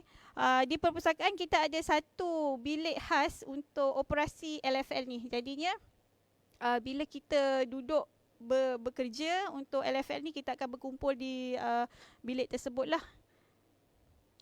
Okey.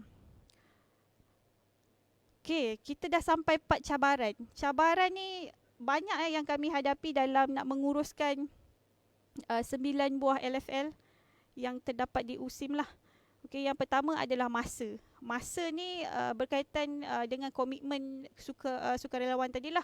Disebabkan LFL tadi memang bergerak atas inisiatif sukarelawan, yang mana setiap sukarelawan dari kalangan staf dan juga pelajar mempunyai kerja hakiki yang lain. Okay, kalau staff dengan inilah kerja di pejabat, kalau pelajar ada kelas kan. Jadinya dengan masa tu kita cuba jugalah cari ruang dan peluang untuk kita menguruskan LFL ini.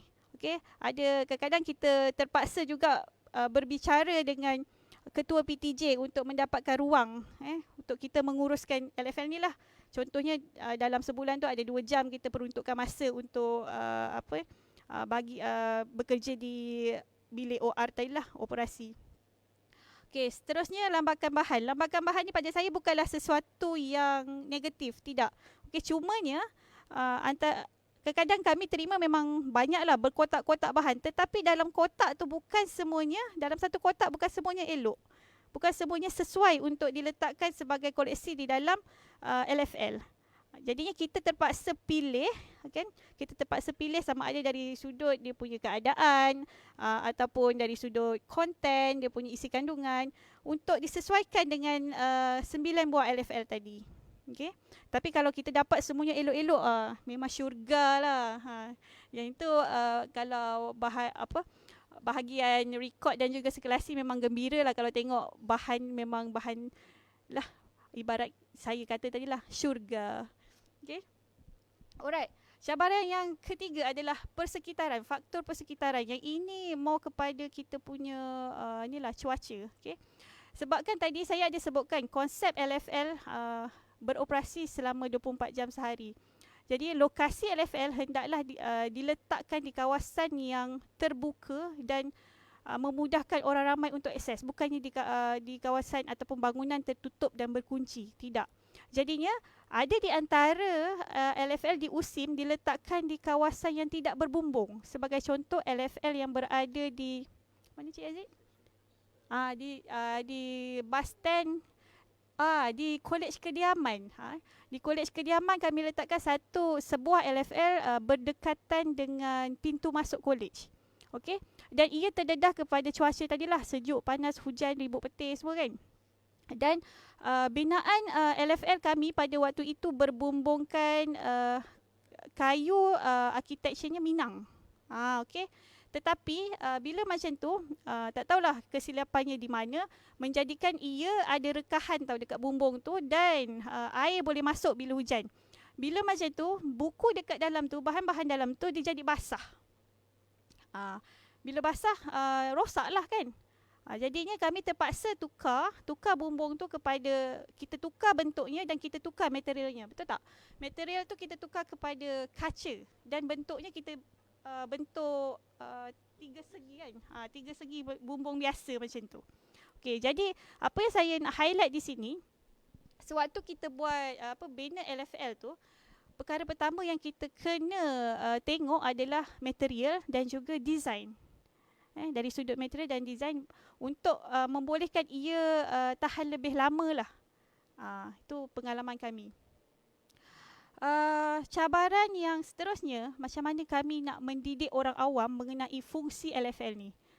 Okey, ini saya cakap terang lah. Saya cakap terang, ada antara kami punya student, pelajar di USIM, okey, dia confused. Dia ingat LFL tu adalah book drop. Okey, bila kita kita punya sukarelawan tadi nak tambah bahan dalam LFL tu, bila kita buka, ada buku library lah kat sini kan. Bila kita check balik, tengok buku tu masih dalam pinjaman, kita call lah user tu, pelajar tu kita call. Saya dah pulang dekat book drop 2 hari lepas. Sudah kata. Ini bukan book drop dek, yang awak pulang ni LFL. Jadinya itu satu cabaran kita lah, cabaran untuk kita macam mana nak bagi pemahaman kepada kita punya user perbezaan LFL dengan book drop tadi, terutamanya yang dekat perpustakaan lah. Dan selain tu, saya pun tak sure lah sama ada dia ingat LFL tu sebagai tabung kebajikan ke apa ke, sebab dia ada tinggalkan wang. Kita pernah jumpa ada sejumlah wang yang ditinggalkan dalam LFL. Okey, jadi kami anggap yang itu sumbangan untuk kami lah. Terima kasih kepada yang menyumbang. Okey. Dan akhirnya vandalism. Vandalism ni alhamdulillah di USIM masih belum berlaku lah, belum terjadi. Tetapi di tempat lain saya dimaklumkan ada yang pintu LFL tu dikoyak pula. Pintu tu dikopakkan, buku dalamnya dikoyak-koyakkan. Okey, itu berlaku dalam negara dalam negara kita sendiri. Kalau di luar negara tu lagi dahsyat.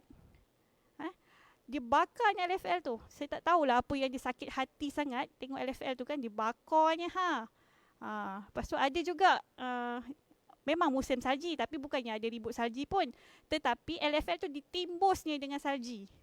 Dah orang tak jumpa. Kan? Macam itulah. Jadi perkara-perkara tu pada saya ialah cabaran yang pengurus LFL perlu hadapilah. Tetapi sebagai pengurus, benda tu sepatutnya tidak melemahkan semangat lah. Suka saya nak ingatkan saya nak kongsi juga, pengurus ataupun pemilik LFL kalau ikutkan Little Free Library Organisation tadi, bukan dipanggil sebagai librarian, bukan dipanggil sebagai pustakawan. Okey, dia dipanggil agak-agak apa? Apa Cik Aziz? Steward. Sekali lagi, si Jawa nak bercakap orang putih, bunyinya pelik sikit. Steward. LFL steward. Dan ada satu grup khas tau untuk LFL steward ni. Saya pun tak boleh join grup tu. Okay, tak apa. Puan Azhar ada join. So kita boleh grup tu grup private Facebook. Kat situ cerita macam-macam berkenaan dengan LFL. Dan kalau anda berminat untuk join LFL ni, okey, bolehlah mendaftar tadi. Caranya saya dah bagi tahu, dan juga boleh join tadi grup steward tadi. Okey. Dan sebagai pengakhiran saya punya perkongsian pada hari ini, apa yang Library USIM ataupun Perpustakaan USIM cuba buat untuk mengembangkan Little Free Library ataupun LFL. Okay, di kawasan kita lah yang berhampiran dengan kita. Okay, kita ada buat sesi perkongsian dan juga khidmat nasihat kepada beberapa buah institusi. Banyak institusi jugalah, macam sekolah menengah, sekolah rendah. Okay. Ada juga IPT yang datang. Okay. Ada juga pejabat-pejabat awam yang datang berjumpa dengan kita, minta khidmat nasihat. Bagaimana cara yang sebenar untuk menguruskan LFL ni, untuk membangunkan dan menguruskan LFL. Okay. Dan akhirnya alhamdulillah ada di antara institusi yang datang melawat kami tu, di mana tempat kami berkongsi tu, telah mendaftarkan diri mereka, mendaftarkan LFL mereka dengan littlefreelibrary.org.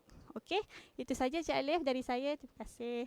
Okey, perkongsian yang cukup menarik berkaitan dengan LFL ni. Mungkin ia merupakan satu perkara yang barulah didengar oleh para penonton sekiranya anda baru mengetahui berkaitan dengan LFL selepas sahaja perkongsian daripada Puan Rozana ini. Baiklah, ada beberapa soalan yang dilontarkan daripada penonton live kita pada hari ini. Soalan yang pertama daripada Samsul Kamariah Hamzah, maafkan saya. Soal berkaitan dengan LFL. Jika nak tubuhkan LFL ini, perlu daftar ke? Daftar dengan siapa? Mohon Puan Rozana jelaskan kembali. Saya rasa Puan Rozana ada sebut di awal perkongsian itu, dan mohon untuk sharekan semula berkaitan dengan perkara ini. Okey, baik, kepada saudari Samsul Kamariah. Terima kasih kerana bertanya. Okey, tadi pada awal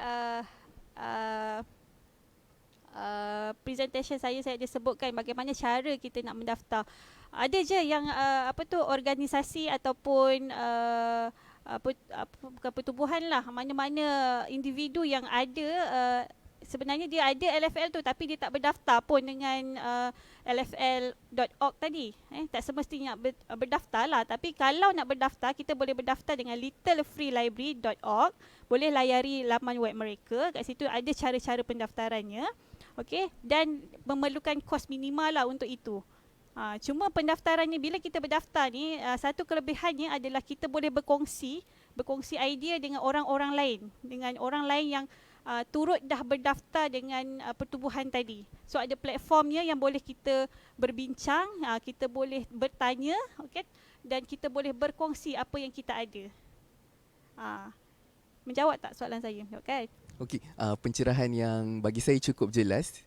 Saya harap sekiranya tuan-tuan dan puan-puan telah mengetahui berkaitan bagaimana cara untuk kita berdaftar, bagaimana cara untuk kita menyertai LFL ini. Saya harap bagi pihak saya secara peribadi, kita harapkan LFL di Malaysia ni akan berkembang dengan lebih hebat lagi lah.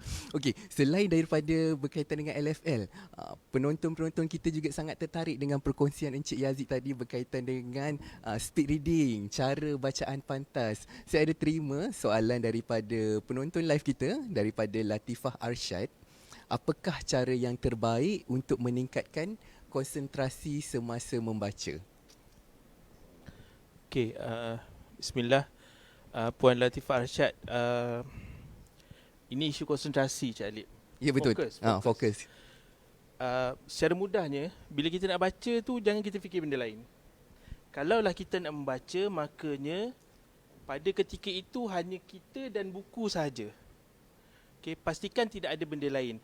Kalau misalnya kata ada isteri atau suami kita, ada anak-anak kita, ada orang-orang lain, kita kena bagi pemahaman kepada mereka bahawa kita nak me time and book. Kita nak masa untuk kita membaca. Kita nyatakan, tolong setengah jam atau 1 jam, tolong jangan kacau. Ini masa untuk baca buku. Dan kita maknanya kita memberi kefahaman kepada orang lain, persekitaran kita nak membaca pada waktu itu. Itu nombor satu. Yang keduanya, kalau boleh, di peringkat awal jangan baca sambil, tadi ada Hillary tadi. Harry Parker tadi dia ada tanya juga, boleh tak baca sambil dengar muzik. Saya tidak menggalakkan bila kita nak baca sambil dengar muzik, kerana kalau nak dengar muzik, biar kita dengar muzik. Kalau kita nak membaca, biar kita membaca. Maknanya dalam satu-satu masa kita kena fokus. Kalau fokus kita pada waktu itu membaca, makanya kita perlu membaca dan cuba avoid gangguan di persekitaran kita. Okey, dan nak meningkatkan konsentrasi itu sebenarnya isu yang besar. Sebab kadang-kadang kita dalam situasi kita sekarang dengan handphone lah, dengan gadget yang pelbagai, time baru nak buka buku, time tu lah WhatsApp masuk, Telegram masuk, telefon masuk. Time tu lah tiba-tiba ada orang tag nama kat FB lah kan. Dia itu semua gangguan. So, kalau boleh ketepikan dulu gangguan-gangguan tu dan kita baca dengan 100% konsentrasi, fokus kita pada bahan bacaan. Itu yang boleh saya komen. Terima kasih. Saya harap jawapan daripada Encik Aziz itu menjawablah persoalan daripada Puan Latifah Arsyad itu sendiri. Lagi satu, Encik Aziz, soalan berkaitan dengan SR juga, speed reading daripada Nora Kecik Muhammad. Bagaimana kita hendak merealisasikan kaedah speed reading ini dalam kehidupan seharian kita? Okey. Saya ada nyatakan tadi semasa pusingan pertama, round pertama. Okey. Puan apa tadi ya? Cik Alip? Puan Nora. Okey, Puan Nora, minta maaf. Okey, Puan Nora, nombor satu yang kita kena faham adalah teknik asas bacaan pantas adalah kita baca 2 perkataan sekaligus. Maksudnya kalau tuan-tuan perempuan boleh tengok buku yang saya ada ni, tajuk dia Menjejak Hubungan Daulah Uthmaniyah dan Kesultanan Melaka. Maksudnya kat sini menjejak hubungan daulah ni, kalau tuan-tuan perempuan boleh tengok menjejak hubungan daulah tu satu perkataan ataupun satu frasa, okay? Kita sekali pandang je kita boleh baca. Itu teknik asas atau perkara asas dalam bacaan pantas. Dia tak boleh menjejak itu sekali pandang, hubungan itu sekali pandang, daulah itu sekali pandang, dia dah jadi 3 kali pandang. Kita jadi pembaca yang biasa. Okay. Bila pembaca pantas, maksudnya dengan satu frasa itu menjejak hubungan daulah itu sekali pandang di tengah-tengah saja. Maksudnya mata kita berada di hubungan. So kita boleh baca sekaligus menjejak hubungan daulah. Okay. Dan bila kita dah mahir dengan 2 perkataan, mata kita dah boleh kita jarakkan, kita luaskan, disebut sebagai eye fixation. Terima kasih. Eye fixation. Bila mana eye fixation itu kita boleh luaskan, maka daripada 2 jadi 3, jadi 4 perkataan, jadi 5 perkataan, jadi 1 baris, dan kemudiannya mata kita boleh diluaskan dari sudut eye fixation tu secara vertikal. Secara vertikal, maka akhirnya daripada 1 baris jadi 2 baris, jadi 3 baris, jadi 1 perenggan. Tuan-tuan perempuan, kalau boleh saya sharekan dengan tuan-tuan perempuan, satu cara untuk kita latihan untuk kita meluaskan kita punya eye fixation secara vertikal dan horizontal. Ada satu latihan, kalau tuan-tuan perempuan boleh tengok adalah boleh tengok kita buat macam ni. Tangan kita bermula daripada macam ni. Okay. Mata kita fokus pada kita punya tengah-tengah. Boleh dengar suara saya? Boleh dengar kan? Okay. Mata kita fokus pada tengah-tengah dan kita luaskan. Kita luaskan tangan kita. Ekor mata kita kiri dan kanan mesti follow pergerakan tangan kita seluas yang mungkin. Kalau kita boleh melihat hujung dengan ekor mata kita, tangan sebelah kanan dan tangan sebelah kiri, maknanya mata kita, eye fixation boleh diluaskan secara horizontal. Begitu juga dengan secara vertikal, secara menegak. Kalau mata kita boleh mengikut ke atas dan ke bawah, tangan kanan dan tangan kiri, maknanya mata kita boleh kita anjalkan dari sudut horizontal dan juga vertikal. Itu yang boleh saya kongsikan, Cik Alip. Terima kasih. Okey, nampaknya dah banyak dah teknik Cik Yazid bagi hari ni, selain daripada mengumpulkan ayat perkataan satu persatu, instead of kita baca satu persatu, kita baca secara berkumpulan perkataan itu supaya kita dapat mempraktikkan teknik membaca. Teknik tadi juga memperluaskan lagi pandangan mata kita merupakan salah satu teknik yang boleh kita amalkan untuk kita praktikkan teknik bacaan pantas. Seterusnya kita ada soalan lagi banyak sebenarnya. Saya tak sempat nak scroll habis pertanyaan dan juga perkongsian daripada semua penonton live kita pada hari ini. Tapi ada lagi 2 soalan yang mungkin saya sempat untuk ajukan kepada Puan Azah. Daripada Kasturi Orchid. Puan Azah, saya suka baca bacaan Kindle. So macam mana nak rasakan feel suasana library di rumah tu?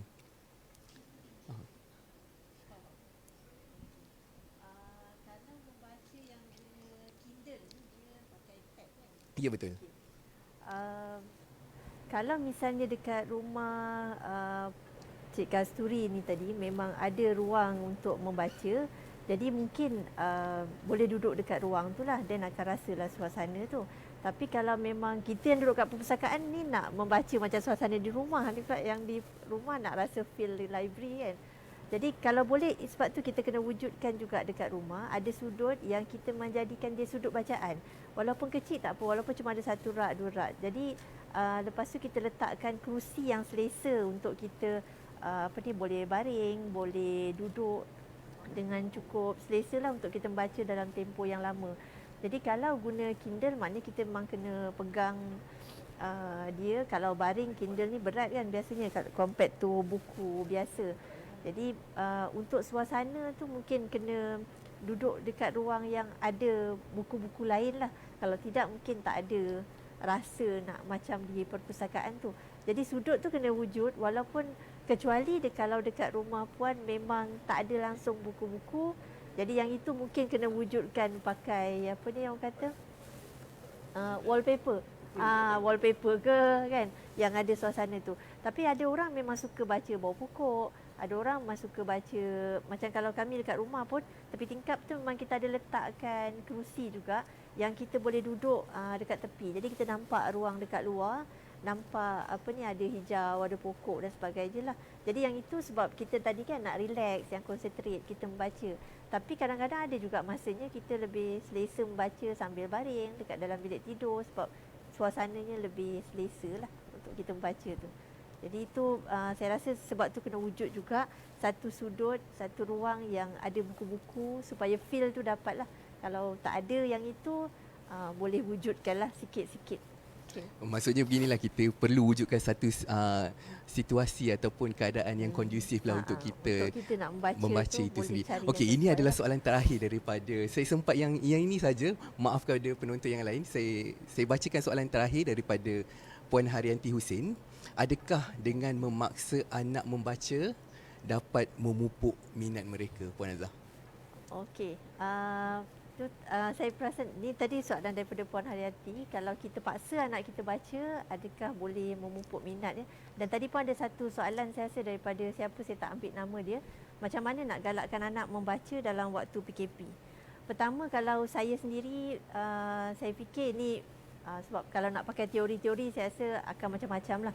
Ada orang memang membelikan set-set yang mahal-mahal. Contohnya kalau kita pergi pesta buku, kita akan jumpa banyak booth yang jual set-set pembelajaran yang mahal-mahal tu, 1,000 lebih, berapa ribu sebagainya tu. Dan lepas tu dia akan ada, okey satu hari kita kena mesti bacakan berapa-berapa. Tapi anak-anak ni saya perasan kalau misalnya kita paksa, apa-apa pun lah. Kalau kita paksa, dia tak suka. Tapi kalau dia buat dengan sukarela, benda tu dia akan orang kata minat dan lepas tu dia akan teruskan. Dalam apa-apa jugalah, kalau kita paksa dia akan jadi lari sebenarnya. Jadi sebaiknya saya fikir kena tanamkan perlahan-lahan minat tu, ajak dia baca. Dan biasanya awal-awal anak-anak sebenarnya macam tadi kan, bila anak daripada kandungan tu, anak kecil apa semua, kita baca kan, bukannya dia baca. Jadi daripada awal tu sebenarnya kita yang bacakan, kita cari mana part yang menarik. Jadi biasanya dengan cara itulah lama-lama dia akan timbul minat. Sebab kalau paksa dia akan hilang. Dan terus teranglah macam tadi, kalau macam nak galakkan anak membaca waktu PKP ni, saya faham cabaran dia memang banyak. Even bukan saya nak kata anak orang lain, anak saya sendiri pun bila kat rumah, sekolah dah tak ada, kelas pun kadang-kadang ada, kadang tak ada. Jadi cabarannya dengan Netflix, cabarannya dengan game, kawan-kawan semua dah pakat-pakat main game apa semua. Jadi itu memang banyak cabaran. Tapi sebagai ibu bapa, sebab tu kena peranan, macam tadi saya sebut, peranan memupuk minat tu memang kena daripada ibu bapa, bukannya kita harapkan guru. Kalau sebelum ni kita banyak harapkan guru, tapi dalam keadaan sekolah dah lama tak buka ni, kita memang sebagai ibu bapa lah yang kena main peranan, usaha dan terus usaha untuk pupuk minat. Jangan rasa bosan untuk carikan buku apa yang rasanya akan menarik minat anak. Dan kalau misalnya ada kita nampak buku yang menarik, belikan. Kalau kita dah beli masih juga tak dibaca, jangan jemu untuk terus dah baca ke. Sebab nanti akan sampai satu masa yang bila dia perlukan sesuatu, dia perlukan satu-satu ilmu untuk berbuat sesuatu tu, dia akan tanya kita, dekat mana nak rujuk buku tu, kat mana nak rujuk bahan-bahan tu, dan kita boleh tunjukkan mana-mana tempat yang dia boleh rujuk. Okey, jadi saya rasa itu je lah. Okay. Baiklah, saya boleh anggapkan itu merupakan sebagai satu kesimpulan hebatlah untuk wrap up kita pada hari ini. Masa sangat mencemburui. Bagi program kita 2 jam adalah bagi saya sangat tidak terasa, kerana perkongsian-perkongsian daripada panel kita pada hari ini adalah sangat menarik dan saya memang sangat teruja, dan saya rasa penonton-penonton pun sangat teruja. Dan bagi soalan-soalan yang belum sempat saya utarakan kepada panel untuk menjawab, insya-Allah panel kita pada hari ini akan cuba menjawab selepas sahaja siaran langsung ini. Untuk itu saya rasa daripada saya sekian sahaja. Daripada warga kerja Urus Sete dan juga warga kerja belakang tabir, saya mohon maaf sekiranya terdapat sebarang kekurangan sepanjang program ini berlangsung, dan saya ucapkan terima kasih kepada Puan Azah lagi sekali, panel pertama kita, Encik Yazid, atas perkongsian yang sangat menarik berkaitan dengan speed reading, dan juga Puan Razana terhadap perkongsian Little Free Library, dan mungkin itu merupakan perkara terbaru. Dan itu sahaja daripada saya. Sekian, Assalamualaikum warahmatullahi wabarakatuh. Terima kasih. Selamat jumpa lagi. Bye.